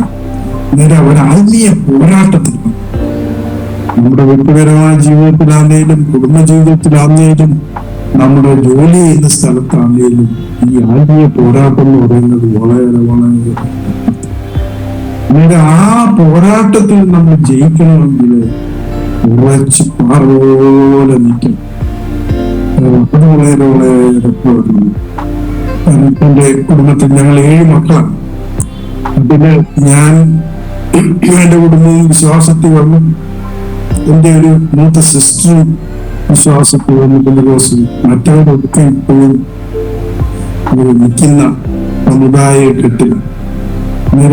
അത് ഒരു ബന്ധനത്തിൽ നിന്ന് പുറത്തു വരണമെങ്കിൽ അതിനൊരു സ്പിരിച്വൽ വാർത്തയുടെ ആവശ്യം. അത് ഒന്നും നമ്മളെ ഏൽപ്പിച്ചതായ പണി വിശ്വാസത്തിൽ അങ്ങ് ചെയ്യുക. നേരം അവര് ആദ്യമൊക്കെ മടി കാണിക്കും. എന്നാല് ഞാൻ എന്റെ ഈ പ്രസംഗങ്ങളും എന്റെ ദിവസവും ഉള്ള ഈ വചന പ്രഘോഷണവും ഒക്കെ ഞാൻ പല ഫാമിലി ഗ്രൂപ്പിലുണ്ട്. അതില് ഒക്കെ കേൾക്കുന്നുണ്ട്, കാണുന്നുണ്ട്. നേരം ദൈവമാണ് മനുഷ്യനെ രൂപാന്തരപ്പെടുത്തുന്നത്. ദൈവമാണ് വീണ്ടും ജന്മം കൊണ്ടുവരുന്നത്. നമ്മൾ ചെയ്യേണ്ടത് ചെയ്യുക, വിശ്വാസത്തിൽ മുന്നോട്ട് പോവുക, വളരുക, വചനം സംസാരിക്കുക. വചനത്തിലാണ് ശക്തി. ആ വചനത്തെ സബ്ജക്റ്റോടെ സംസാരിക്കുക. പിന്നെ ഞാൻ പറയാൻ വിട്ടുപോയ ഒന്ന്, ഞാൻ ലിജനെ പഠിക്കുന്നേ നമ്മുടെ കൂരെ വാവച്ചായനുണ്ടല്ലോ, മരിച്ചുപോയി. കൂരെ വാവച്ചായനും അന്നേരം അവന്റെ ഒരു മോന് അവിടെ ഉണ്ടാകും, ജോർജ് കൂര്. അന്നേരം അവനൊക്കെ കൂടിയാണ് എന്നെ ഒത്തിരി സഹായിച്ച ആത്മീയമായിട്ട് വിശ്വാസ സ്നാനം എടുക്കുന്നതിന്. ഞാൻ എടുത്ത സ്നാനം അവിടെ വെച്ചെടുത്തത് ബ്രദറൻ ചർച്ചിലാണ്. അതായത് നമ്പൂരിപ്പാടാണ് ബാപ്റ്റിസം തന്നത്. അതായത് പുള്ളി ബൈബിൾ ഫാമിലി. എന്നാലും ഞാനിപ്പോൾ TPM ജോയിൻ ചെയ്തോണ്ട് ഞാൻ പുള്ളി ബാപ്റ്റിസം എടുത്തു. കാരണം അവര് അത് അക്സെപ്റ്റ് ചെയ്യുന്നില്ല, ഈ ബ്രദറൻ ചർച്ച് എന്നുള്ളത്. ഞാൻ ഇപ്പം TPM ജോയിൻ ചെയ്തോണ്ട് ഒത്തിരി ഞാൻ മറ്റുള്ളവരടുത്തൊന്നും പറയത്തില്ല. എന്റെ വിശ്വാസത്തിനനുസരിച്ച് എന്നെ ദൈവം നടത്തിച്ചനുസരിച്ച് ഞാൻ അങ്ങനെ ഒരു ഇതിലോട്ട് അതിന്റെ ഒരു അനുഭവമാണ്. പലരും പല പല സഭകളിലാണ്, പലരും പല പല ഇതാണ്. അവരവരെ ദൈവം നടത്തിക്കുന്ന വഴിയിൽ മുന്നോട്ട് പോവുക, അതാണ് നമ്മൾ ചെയ്യുന്നത്. അത് ദൈവത്തിന്റെ പൂർണ്ണ സമയത്ത് നമ്മളെ പൂർണ്ണതയിലോട്ട് നയിക്കും. അന്നേരം ഈ ഒരു ഇതിലാണ് ഞാൻ ഇപ്പോഴത്തെ അവസ്ഥയിലായിരിക്കുന്നത്. അന്നേരം യേശുക്രിസ്തു 16-ാമത്തെ വയസ്സിൽ വീണ്ടും ജനിച്ച് ദൈവവേദനായി തീർന്നു. അതുപോലെ തന്നെ പല സമുദായങ്ങളും പല സഭാവിഭാഗങ്ങളുമായിട്ടും ഇടപെടുന്നതിനും അതിനെ മനസ്സിലാക്കുന്നതിനുമുള്ള ഒരു വലിയ കൃപ ദൈവം തന്നു. അതുപോലെ തന്നെ ദൈവം വീണ്ടും ജനിച്ചു എന്നുള്ള ഒരു ഉറപ്പെനിക്ക് കിട്ടും. ആ ഉറപ്പ് വളരെ ആവശ്യമാണ്. ആ ഉറപ്പ് എങ്ങനെയാണ് കിട്ടുന്നത്? നമ്മുടെ വിശ്വാസം ദൈവവചനത്തിൽ ഉറപ്പിക്കുമ്പോൾ അവനേക്കായിക്കൊണ്ട് അവന്റെ നാമത്തിൽ വിശ്വസിക്കുന്ന ഏവർക്കും ദൈവമക്കളാകാനുള്ള അധികാരം കൊടുത്തിരിക്കുന്നു. അവൻ എന്നെ വിശ്വാസത്തിലോട്ട് നയിച്ചു, ഞാൻ വിശ്വസിച്ചു. അന്നേരം ദൈവ വചനമാണ് നമുക്ക് ഉറപ്പ് തരുന്നത്. ആ ഒരു ഉറപ്പ് നമ്മൾ മറ്റുള്ളവർക്ക് കൊടുക്കാനായിട്ട് ശ്രമിക്കണം. ഒരു ദൈവ പൈതലാണ്, ഒരു വീണ്ടും ജനിച്ചിരിക്കുന്നു, അവനെ കൈക്കൊണ്ടിരിക്കുന്നു, അങ്ങനെ ഒരു ദൈവം. പിന്നെ പരിശുദ്ധാത്മാഭിഷേകം, അത് വളരെ വളരെ ആവശ്യമാണ്. പരിശുദ്ധാത്മാഭിഷേകം ഇല്ലാതെ ആർക്കും ദൈവം ഇതിലായിട്ട് ജീവിക്കാൻ. അന്നേരം നമുക്കറിയാം പത്രോസ് എന്താ ചെയ്തു? പത്രോസ് കർത്താവ് വന്ന് പോയി കഴിഞ്ഞ് മീൻ പിടിക്കാൻ. എന്നാൽ കർത്താവ് പ്രത്യക്ഷപ്പെട്ട് അവനോട് പറഞ്ഞു, നീ യെരൂശലേമില് വെയിറ്റ് ചെയ്യണം, ഉയരത്തിൽ നിന്നും ശക്തി അത് പ്രാപിച്ചു കഴിഞ്ഞപ്പോഴത്തേക്ക് പത്രോസ് വ്യത്യസ്തൻ. അന്നേരം ആ ഒരു അനുഭവം നമ്മുടെ ജീവിതത്തിൽ ഉണ്ടാകണം. പരിശുദ്ധാത്മാഭിഷേകം ഇല്ലാതെ ആർക്കും കർത്താവിന്റെ വേല ചെയ്യാൻ. പിന്നെ ആ പരിശുദ്ധാത്മാവിന്റെ നടത്തിപ്പിൽ വളരണമെങ്കിൽ നമ്മൾ ഒരു സഭയുമായിട്ടുള്ള ബന്ധം വളരെ ആവശ്യം. അന്നേരം സഭയുമായിട്ടുള്ള ബന്ധത്തിലാണ് നമ്മൾ കാലികമായിട്ട് വളരാനായിട്ട് സാധിക്കുന്നത്. അന്നേരം ആ ഒരു ഉറപ്പ് നമ്മൾ മറ്റുള്ളവർക്ക് മനസ്സിലാക്കി കൊടുക്കണം. എന്താണ് ഒരു സഭയുമായിട്ടുള്ള ബന്ധത്തിൽ ജീവിക്കണമെന്നത്. ഇത് വളരെ വളരെ വളരെ പ്രധാനം. അന്നേരം എന്റെ ജീവിതത്തിൽ കൂടി നടത്തിയ വഴികളാണ് ഞാനിപ്പോൾ ഷെയർ ചെയ്തത്. ദൈവ വചനം വളരെ സിസ്റ്റമാറ്റിക് ആയിട്ട് പഠിക്കേണ്ടതായിട്ടുള്ള ഒരു ആവശ്യം. അത് ഞാനൊരു കമ്മിറ്റ്മെന്റ് 10-20 വർഷമായിട്ട് ഞാൻ എന്നും ദൈവവചനത്തിൽ നിന്ന് പ്രബോധനങ്ങൾ എഴുതി മറ്റുള്ളവർക്ക് അയച്ചു കൊടുക്കുക. എന്റെ ബന്ധുക്കൾക്ക്, എന്റെ സഹോദരങ്ങൾക്ക്, അതുപോലെ തന്നെ അനേക കൂട്ടുകാർക്ക്, അതുപോലെ തന്നെ ഫേസ്ബുക്ക് അതുപോലുള്ള സോഷ്യൽ മീഡിയയില് ഞാൻ അനേകരത് വായിക്കുന്നുണ്ട്. പലർക്കും അതൊത്തിരി ഈ ആത്മീയ വളർച്ചയ്ക്ക് സഹായിക്കുന്നുണ്ട്. അന്നേരം ആ ഒരു ഇത് മറ്റുള്ളവരെ എൻകറേജ് ചെയ്യേണ്ടതായിട്ടുള്ള ഒരു വലിയ ഉത്തരവാദിത്വം നമ്മൾ കേൾക്കുന്നു. അന്നേരം ഓരോ രീതിയിലും കർത്താവിന്റെ മിനിസ്ട്രിയുമായിട്ടുള്ള ബന്ധത്തിൽ ജീവിക്കേണ്ടത് വളരെ ഉത്തരവാദിത്വം. അതുപോലെ തന്നെ നമ്മളെ ആത്മീയമായിട്ട് വളർത്തുന്നത് മനുഷ്യരോട് ക്ഷമിക്കാനായിട്ട്, കുടുംബ ജീവിതത്തിലാണെങ്കിലും മറ്റുള്ള ജോലിയുടെ സ്ഥലത്താണെങ്കിലും കൂട്ടായ്മയുടെ ബന്ധങ്ങളിലാണെങ്കിലും നമ്മൾ ക്ഷമിക്കാനും പൊറുക്കാനും നമുക്ക് വളരെ ആവശ്യമാണ്. ദൈവം എന്നോട് ക്ഷമിച്ചിരിക്കുന്നു, ദൈവം എന്നോട് പുറത്തിരിക്കുന്നു, അതുകൊണ്ട് ഞാൻ അതുപോലെ തന്നെ ആത്മാവിന്റെ നടത്തിപ്പും വളരെ അത് വളരെ ആ നടത്തിപ്പിലാണ് നമ്മുടെ വളർച്ച ഇരിക്കാൻ പോകുന്നത്. ആത്മാവിലുള്ള വളർച്ച, ആത്മാവിന്റെ വളർച്ച, ആ വളർച്ച ഇല്ലെങ്കിൽ നമ്മൾ ലോകത്തിൽ പ്രയോജനമില്ലാത്ത. അതുപോലെ തന്നെ പാറ പോലെ ഉറച്ചു നിൽക്കണം. ഞാൻ ഇപ്പം ചെയ്യുന്ന അതാണ്. ദൈവമാണ് എന്നെ ആക്കിയിരിക്കുന്നത്. ഇവിടെ ദൈവത്തിന്റെ സമയം വരെയും അത് അവിടെ നിൽക്കും. അന്നേരം ദൈവമാണ് നമ്മളെ ഉറപ്പിക്കുന്നത്, നിർത്തുന്നത്. അതിൽ കൂടി ഒരു വലിയ ശക്തി മറ്റുള്ളവർക്ക് ദർശിക്കാനായിട്ട് സാധിക്കും. അത് വളരെ പ്രധാനമാണ്.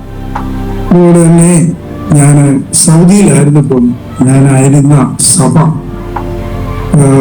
പാസ്റ്റർ സഡൻലി പുള്ളി റിസൈൻ ചെയ്തപ്പോൾ അന്നേരം ഞാൻ അവിടെ വെച്ചത് സഭ ഒരു കൂട്ടായ്മ ഉണ്ടായിരുന്നു.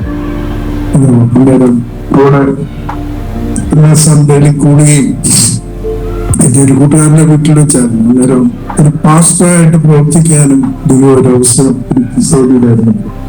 അവിടെ കൂടുതൽ ആളുകളും ജോലിയോടുള്ള ബന്ധത്തിലാണ് ഇത് ചെയ്യുന്നത്.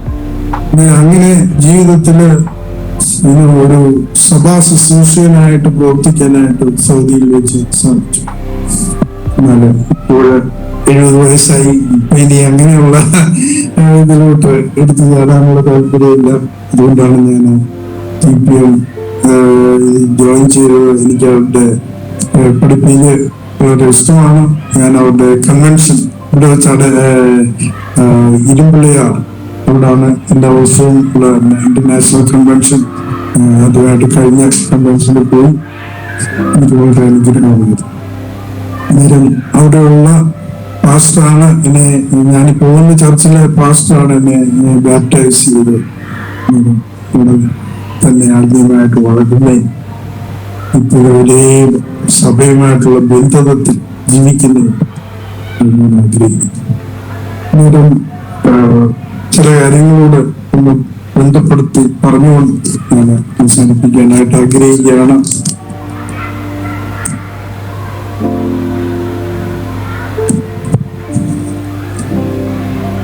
ദൈവവചനം പ്രസംഗിക്കേണ്ടത് ഒരു വലിയ ഉത്തരവാദിത്വമാണ്. നമ്മള് ദൈവവചനം വായിക്കുമ്പോൾ പരിശുദ്ധാത്മാവാണ് ദൈവവചനത്തിന്റെ മർമ്മങ്ങൾ നമ്മൾ വെളിപ്പെടുത്തി തരണം. അന്നേരം ഈ ഒരു ദൈവവചനം പ്രസംഗിക്കേണ്ടത് യേശുവിന്റെ മിനിസ്ട്രി തന്നെ എന്തായിരുന്നു? Preaching, teaching, healing and casting out demons. ഇങ്ങനെയുള്ള 4 കൂട്ടം ശുശ്രൂഷയാണ് കർത്താവായ യേശു ക്രിസ്തു. നേരം നമ്മുടെ ജീവിതത്തിലും പ്രീച്ചിങ് വളരെ പ്രധാനം. ഈ വചനം സംസാരിക്കേണ്ടതുകൊണ്ട് എന്നാൽ ടീച്ചിങ് ഈസ് ഡിഫറെന്റ്. ആത്മീയ മർമ്മങ്ങള് മറ്റുള്ളവർക്ക് മനസ്സിലാക്കി കൊടുക്കുക. ഹീലിംഗ്, യേശുവിന്റെ നാമത്തിൽ സൗഖ്യം കൽപ്പിക്കുക. പറഞ്ഞതുപോലെ എനിക്ക് ആ അനുഭവം, സൗദി വെച്ചുണ്ടായ അനുഭവം, ഞാൻ പറഞ്ഞല്ലോ, ഞാൻ രാത്രിയിൽ ഏസിയുടെ മുമ്പിലായിരുന്നു, തൊണ്ടയ്ക്ക് വേദനയായിരുന്നു, ശബ്ദം വരുന്നില്ല. അന്നേരം ഞാന് സൗഖ്യം ഞാൻ തന്നെ അങ്ങ് കൽപ്പിച്ചു. യേശുവിന്റെ അടിപ്പെട്ടാൽ എനിക്ക് സൗഖ്യം വന്നിരിക്കും. നമ്മുടെ ഏറ്റുപറച്ചിലാണ് നമ്മളെ വ്യത്യസ്തരാക്കുന്നത്. ആ ഒരു വലിയ വിശ്വാസം നമ്മുടെ ജീവിതത്തിൽ കൂടി നമ്മൾ പറയുന്നതിന്, ആ വിശ്വാസത്തിന്റെ വചനം ഏറ്റു പറയുന്നതിന്, യേശുവിന്റെ അടിപ്പെട്ടാൽ എനിക്ക് സൗഖ്യം.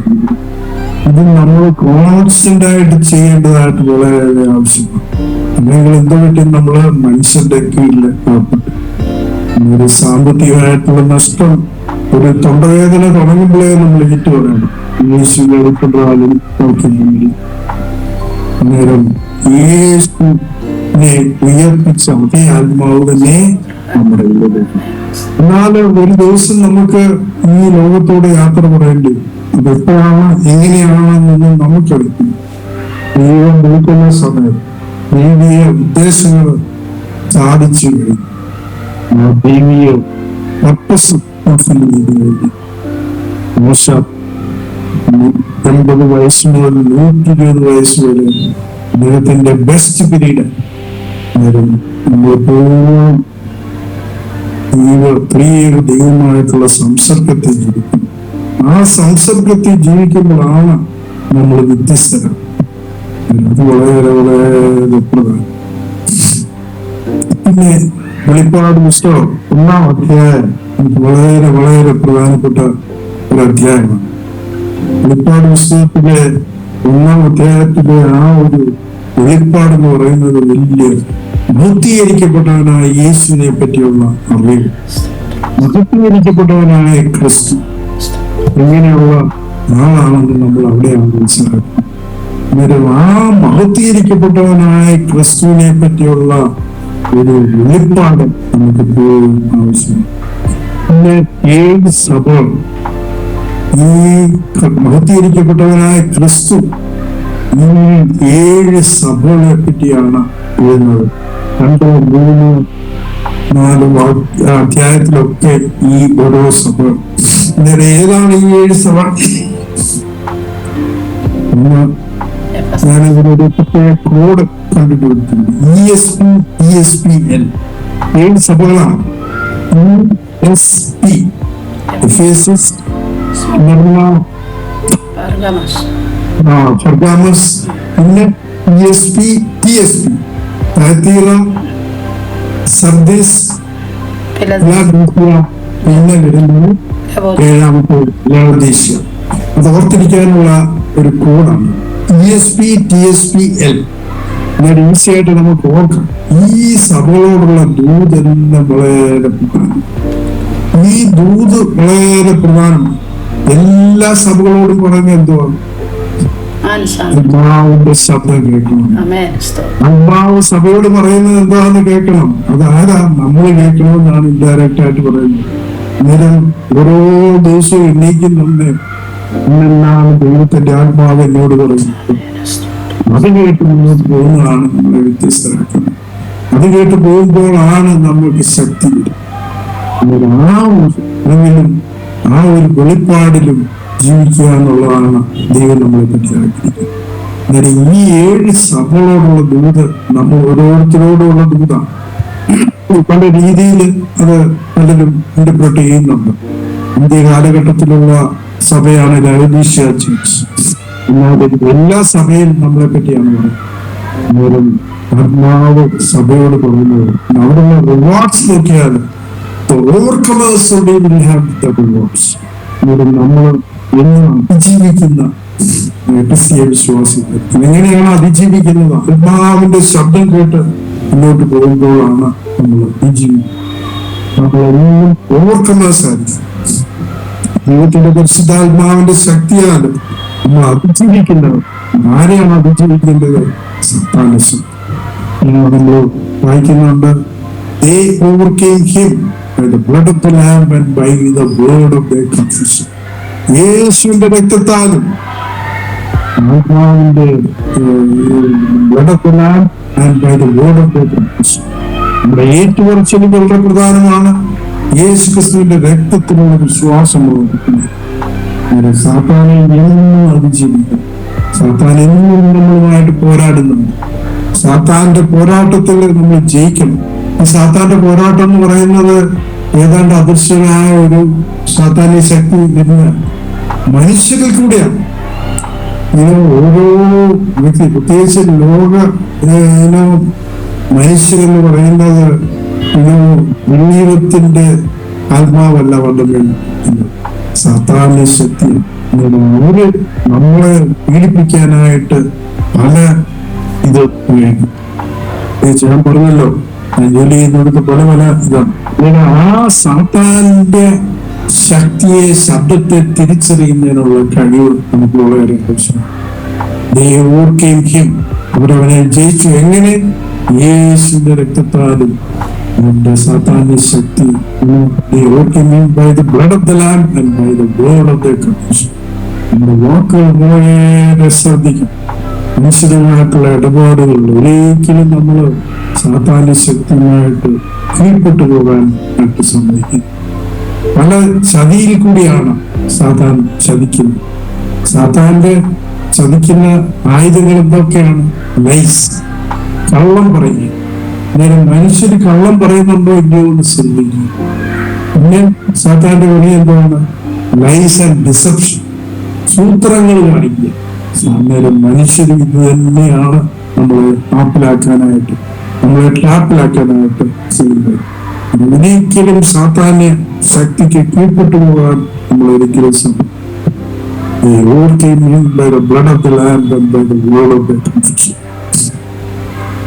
നമ്മള് ദൈവവചനത്തിൽ നോക്കുന്നുണ്ട്. അബ്രഹാം, ഇസാക്ക്, യാക്കോബ്, 3 പിതാക്കന്മാര്. ഇവരുടെ ജീവിതം വളരെ മാതൃകയാണ്. പ്രത്യേകിച്ച് അബ്രഹാമിന്റെ ജീവിതം വിശ്വാസത്താൽ ഇറങ്ങിത്തിരിച്ചു. ഇത് നമ്മുടെ ജീവിതത്തിലും വളരെ പ്രധാനമാണ്. വിശ്വാസത്താലാണ് നമ്മളെല്ലാം ഇറങ്ങിത്തിരിച്ചത്. വിശ്വാസത്തിൽ ഉറച്ചു. വിശ്വാസത്തിനെപ്പോഴും ശോധനയുണ്ട്. അതേ അബ്രഹാമിനോട് ഒരു കുഞ്ഞിനെ കൊടുത്ത് അബ്രഹാമിന്റെ ഇസാക്കിനെ കൊടുത്ത ഇസാക്കിനെ ഈ ശോധന ചെയ്യും. അത് വളരെ ശോധന വരുന്നുണ്ടേ നമ്മൾ മനസ്സിലാക്കും. ദൈവത്തിന് പൂർണ്ണമായിട്ടും സമർപ്പിച്ചു. പിന്നെ നമ്മൾ കാണുന്നതാണ് യാക്കോബിന്റെ ജീവിതം. ഇത്രമാത്രം പോരാട്ടങ്ങൾ കൂടി കടന്നുപോയ ഒരു മനുഷ്യനാണ്. അവനെന്തോ പറ്റിയത്? അമ്മായിയപ്പൻ അവനെ ചതിക്കും, പല രീതിയിൽ ചതിക്കും എന്ന് പറയുന്നത് പോലെ നമ്മുടെയും ജീവിതത്തിൽ അനേക ചതിവുകൾ നമ്മുടെ ജീവിതത്തിൽ. ഈ ശോധനകളിലെല്ലാം നമ്മൾ അതിജീവിക്കും. എങ്ങനെയാണ്? വിശ്വാസത്താലാണ് നമ്മൾ അതിജീവിക്കുന്നത്. പിന്നെ നമ്മൾ കാണുന്ന ജോസഫിന്റെ ജീവിതം. ജോസഫ് വളരെ നീതിമാനായ ഒരു മനുഷ്യൻ, പിതാവിനോട് കൂടുതൽ അടുത്ത് ജീവിച്ച ഒരു വ്യക്തിയാണ്. നാല് സ്വന്തം സഹോദരന്മാർ അവന് എന്തെല്ലാം പീഡനങ്ങൾ കൂടി കടത്തിവിട്ടു. നമ്മുടെ ജീവിതത്തിൽ ഇതെല്ലാം ഉണ്ടാകും. ആരാണ് നമ്മുടെ ജീവിതത്തിൽ കൊണ്ടുവരുന്നതെന്ന് അറിയത്തില്ല. പലർക്കും പലതാണ്. ചിലപ്പോൾ കുടുംബ ജീവിതത്തിലായിരിക്കും, ചിലപ്പോൾ മറ്റുള്ളവരായിരിക്കാം. യാക്കോബിനെ സംബന്ധിച്ചിടത്തോളം അമ്മായിപ്പനിൽ കൂടെയായിരുന്നു. അന്നേരം അത് പിന്നെ അവന്റെ ഭാര്യ, അവനിഷ്ടം റേച്ചലിനെ ആയിരുന്നു. എന്നാൽ ആ റേച്ചൽ തന്നെ അവനെ കൊണ്ട് ആപ്പിലാക്കി. ഇങ്ങനെ ആപ്പിലാക്കിയത് കള്ളത്തരണ്ട്. അവള് ആ ലാബാന്റെ വിഗ്രഹം എടുത്ത് പാത്തു വെച്ചു. അത് കാരണം അവള് വാഗ്ദത്ത ദേശം കാണാൻ പറ്റില്ല. ഒരിക്കലും സാത്താന്യ സാധനങ്ങൾ നമ്മുടെ ഉള്ളിലേക്ക്, സാത്താന്യ വിഗ്രഹം അവള് പാത്തു വെച്ചു. അത് കാരണം അവർക്ക് വാക്കത്തിന് ആക്കിത്തരാൻ നമുക്ക് സാധിക്കും. നേരം എന്നാല് വലിയ ഒരു വലിയ അനുഗ്രഹം. കൂടെ ഉണ്ടായ മക്കളെല്ലാം യാക്കോബിന്റെ അനുഗ്രഹം. വിശ്വാസത്തിന്റെ ഒരു വലിയ പോരാട്ടത്തിൽ കൂടെ ആക്കിയിട്ട് എന്നിട്ട് ജോസഫ് എന്തെല്ലാം ജീവിതത്തിലെ പ്രശ്നങ്ങളുണ്ട്. അന്നേരം നമ്മുടെ ജീവിതത്തില് ഇങ്ങനെയുള്ള പ്രശ്നങ്ങളെല്ലാം ഉണ്ടാവും. എന്താണ് ജോസഫ് ഈ പ്രശ്നങ്ങളൊക്കെ ഉണ്ടായിട്ടും വിശ്വാസത്തിൽ ഉറച്ചു നിന്ന് പിടിച്ചു നിന്ന് ദൈവം കൊടുത്ത ദർശനം തക്ക സമയത്ത് പ്രാപിക്കാനായിട്ട് സാധിച്ചു. അവന്റെ പിതാവും സഹോദരങ്ങളെല്ലാം വന്ന് അവനെ നമസ്കരിച്ചായിട്ട് നമുക്ക് കാണാം. എന്നിട്ട് ഈ പിതാവിന്റെ ആഗ്രഹം പോലെ പിതാവിന്റെ ഡെഡ് ബോഡി തിരിച്ച് വാക്കത്ത് നാട്ടിക്കൊണ്ടുപോയി വയ്ക്കാനായിട്ട് സാധിച്ചു. എന്നിട്ട് ജോസഫ് എത്രമാത്രം നോബിളായിട്ടുള്ള ഒരു സ്വഭാവമുള്ള മനുഷ്യൻ, ഒരു നമുക്ക് മാതൃകയാക്കാവുന്ന മനുഷ്യരില് ഒരു നല്ല വ്യക്തിത്വമാണ് ജോസഫ്. അതുപോലെ തന്നെ ദാവീദിന്റെ ജീവിതത്തില് വലിയ പാവങ്ങൾ ഉണ്ടായി. എന്നാലും അവൻ കാണിച്ചാൽ അവന് അതൊരു വലിയ ഇതായിരുന്നു. എന്നാല് ശൗൽ രാജാവ് മാനസാന്തരപ്പെടാൻ സംഭവിച്ചു. അന്നേരം തെറ്റുകളും കുറ്റങ്ങളും കുറവുകളും നമ്മുടെ ഒക്കെ ജീവിതത്തിന്റെ പല രീതിയിലുണ്ട്. എന്നാലും മാനസാന്തരപ്പെടാനുള്ള ഒരു മനസ്സ്. ദാവീദ് ഈ ഗോലിയാത്തുമായിട്ടുള്ള ഒരു വലിയ പോരാട്ടം, അതൊരു വലിയ പഠനത്തിനുള്ള വിഷയമാണ് നമുക്കെല്ലാം. അതെത്രമാത്രം അത്ഭുതകരമായിട്ട് ഡിസ്ക്രൈബ് ചെയ്തിട്ടുണ്ട് 1 സാമുവേൽ 17-ാം അധ്യായത്തിൽ. എത്രമാത്രം ഏറ്റുപറഞ്ഞ അവന്റെ വാക്കുകളാണ്. Death and life is the power of the word. അവനെ ഗോലിയാത്തിനെ കണ്ട് പേടിക്കാൻ പോകുന്നുണ്ട്.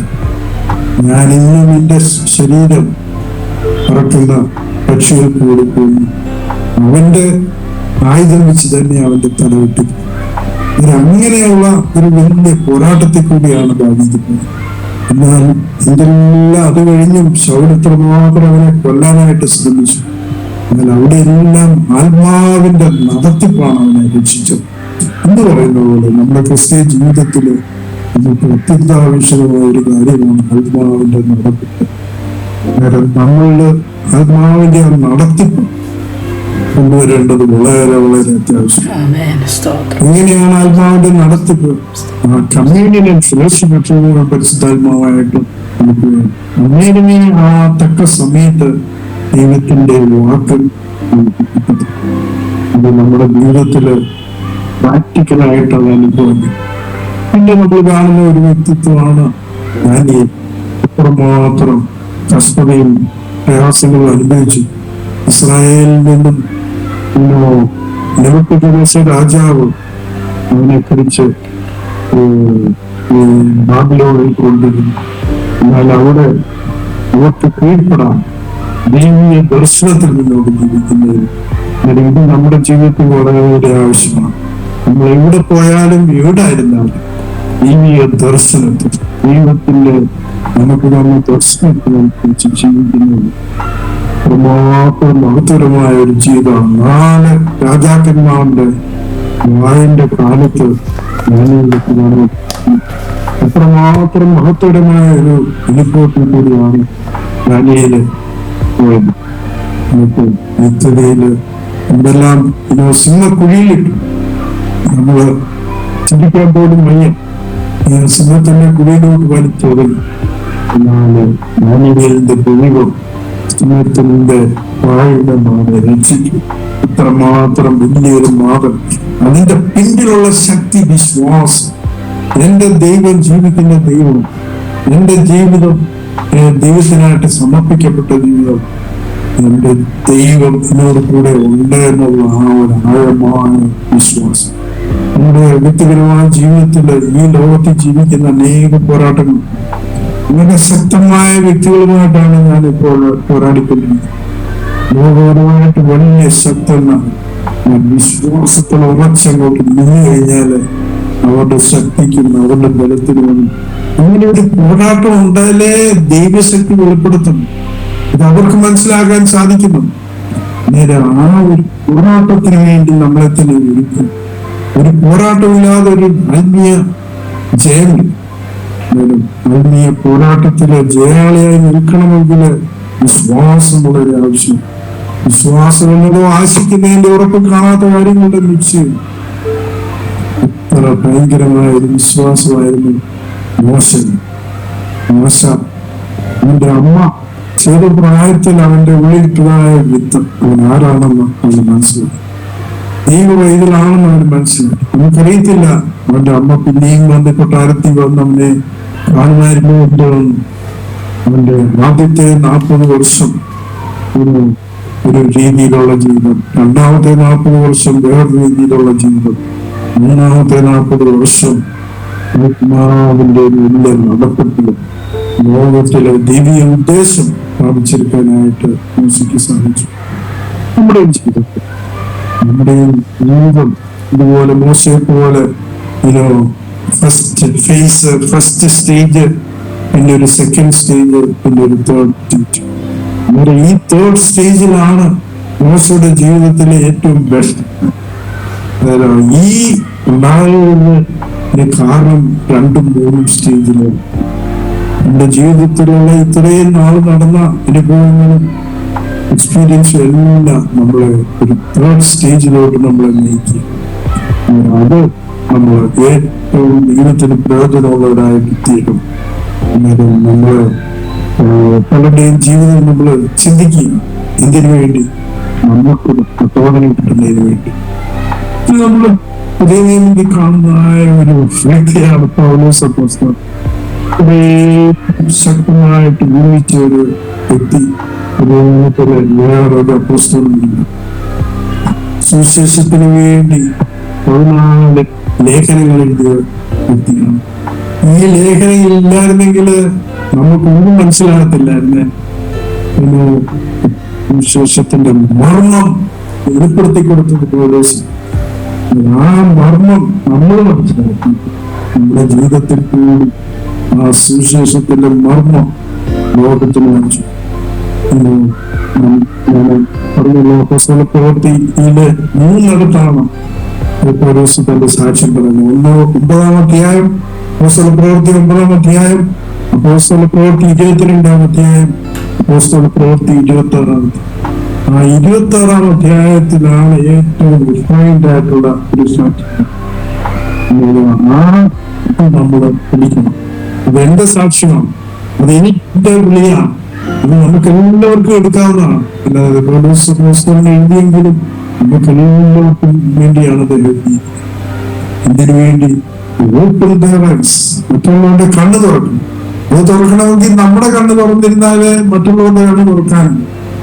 പിന്നെ സാത്താന്യ ശക്തിയിൽ നിന്ന് ദൈവത്തിന്റെ ശക്തിയിലോട്ട് നമ്മൾ കൊണ്ടുപോയി. അതുപോലെ തന്നെ മറ്റുള്ളവർക്ക്, നമ്മുടെ ബന്ധുക്കളും നമ്മുടെ കുടുംബത്തിലുള്ളവരും പലരും ഇങ്ങനെയുള്ള സാത്താന്റെ ബന്ധനത്തിന്, അന്ധകാരത്തിന് കിടക്കുകയാണ്. നമ്മള് ആ വെളിപ്പാടിൽ വന്നാല്, വെളിച്ചത്തിൽ വന്നാല് മറ്റുള്ളവരെ നമുക്ക് നടത്താൻ വളരെ പ്രധാനം. ഈ ഒരു വിളി നമ്മുടെ വിളിയായിട്ട് നമ്മൾ എടുക്കും. അപ്പോസ്തലപ്രവൃത്തി 26-ാം അധ്യായം 14 മുതൽ 18 വരെയുള്ള വാക്യം, 5 വാക്യങ്ങളുണ്ട്. ഇത് കാണാതെ പഠിക്കണം. ഇതിപ്പോൾ നമ്മുടെ ദൈവം എന്റെ വിളിയാണ്, നമ്മൾ തന്നെ ഏറ്റുപറയും. പൗലോസിനെയൊന്നും വരുത്തില്ല.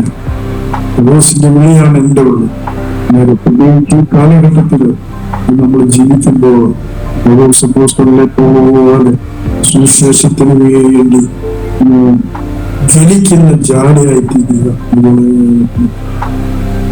അതിനായിട്ട് ദൈവം നമ്മൾ ഓരോരുത്തരെയും എടുക്കണം. പ്രത്യേകിച്ച് ഈ കാലഘട്ടത്തിൽ അന്ത്യകാലഘട്ടത്തിലാണ്. അന്നേരം ഈ അന്ത്യകാലഘട്ടത്തില് ഒരു വലിയ ഉണർവുണ്ടാകാൻ കഴിയും. 1-ാം നൂറ്റാണ്ടിലുണ്ടായ ഉണർവിന്റെക്കാളും വലിയ ഉണർവുണ്ടാകും. ആ ഉണർവില് നമ്മളൊരു പങ്കുപാടും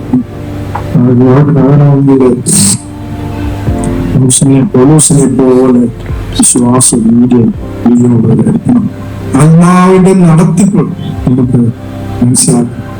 പരിശുദ്ധാത്മാവിന്റെ ശബ്ദം കേൾക്കുന്നതിനുള്ളൊരു കാത് നമുക്കാണ്. പരിശുദ്ധാത്മാവിന്റെ ശബ്ദം കേൾക്കുന്നു. പരിശുദ്ധാത്മാവിന്റെ ശബ്ദത്തിന് അനുസരിച്ച് അങ്ങനെ ചെയ്താൽ മാത്രമേ നമുക്ക് ദൈവീയ ഉദ്ദേശങ്ങൾ നമ്മുടെ ജീവിതത്തിൽ സാധിക്കാൻ പറ്റൂ. അതുപോലെ തന്നെ നമ്മൾ വായിക്കുന്നതായിട്ട് ഒരു വലിയ പുസ്തകമാണ് വെളിപ്പാട് പുസ്തകം. ഇത്രമാത്രം ആഴമായ സത്യങ്ങളാണ് പ്രത്യേകിച്ച് ഈ കാലഘട്ടത്തിൽ ജീവിക്കുന്നുണ്ട്. വെളിപ്പാട് പുസ്തകത്തിലെ ആ വലിയ വെളിപ്പാടിൽ ജീവിക്കുന്നത് മറ്റുള്ളവർക്കും അത് മനസ്സിലാക്കി കൊടുക്കുന്നതുകൊണ്ട് നമ്മളെ ഓരോരുത്തരെയും സഹായിക്കണം. യാതൊരു രീതിയിലും ഈ കാലഘട്ടത്തിൽ വലിയ ഉണർവിന്റെ കാലഘട്ടം പരിശുദ്ധാത്മാവിന്റെ വലിയ ഒഴുക്കുണ്ടാകുന്നതാണ്. ആ ഒഴുക്കില് നമ്മളും ഉൾപ്പെടുക എന്നുള്ളത്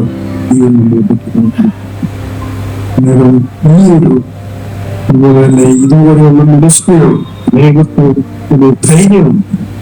കാരണം ഞാൻ ഇന്ന് 2 മെസ്സേജസ് ഉണ്ട്. ഒന്ന് ഈ വചനത്തിൽ നിന്നുള്ളത്, 2 ആക്ച്വലി ഞാൻ ജോലി ചെയ്യുന്ന ഹിന്ദു ഇൻസ്റ്റിറ്റ്യൂഷനിലെ ആളുകൾക്ക് വേണ്ടി എഴുതി തുടങ്ങിയത്. പക്ഷെ 2 ഞാൻ ചെയ്യുന്നുണ്ട്. എന്തുതന്നെ നമ്മൾ സുവിശേഷം പ്രസംഗിച്ചുകൊണ്ടിരിക്കണം. അത് നമ്മളെ ശക്തിപ്പെടുത്തും, അത് നമ്മളെ ബലപ്പെടുത്തും. അതേപോലെ മറ്റുള്ളവർക്കും ഒരു അറിവ്. ഇതുവരെ ആരും ഹിന്ദു ഇൻസ്റ്റിറ്റ്യൂഷനാണെങ്കിലും ഞാൻ ഒരെണ്ണം മാത്രമാണ് ഗ്രൂപ്പ് കൊടുക്കും. അത് അവിടെ അതിനെ എതിർത്തിട്ട് ദൈവാത്മാവിന്റെ ശക്തി അവരുടെ പുറയിലുണ്ടെന്നുള്ളത് അവർക്ക്. അതുകൊണ്ട് അത് എതിർപ്പെട്ടു. അതുപോലെ തന്നെ എല്ലാ ക്രിസ്മസിനും അവരെന്റെ അടുത്ത് പറയും ഒരു ക്രിസ്മസ് മെസ്സേജ് കൊടുക്കാനായി. അന്നേരം വളരെ ക്ലിയറായിട്ട് യേശുവിന്റെ ജന്മത്തെ പറ്റിയും ജീവിതത്തെ പറ്റിയും മരണത്തെ പറ്റിയും ഇതിന്റെ ഉദ്ദേശത്തെ പറ്റിയുള്ള ധൈര്യത്തോടെ സംസാരിക്കും. അങ്ങനെ പോയിക്കൊണ്ടിരിക്കുന്നത് ഞാൻ ഏകദേശം 2 മണിക്കൂറാകാൻ പോകുന്നു.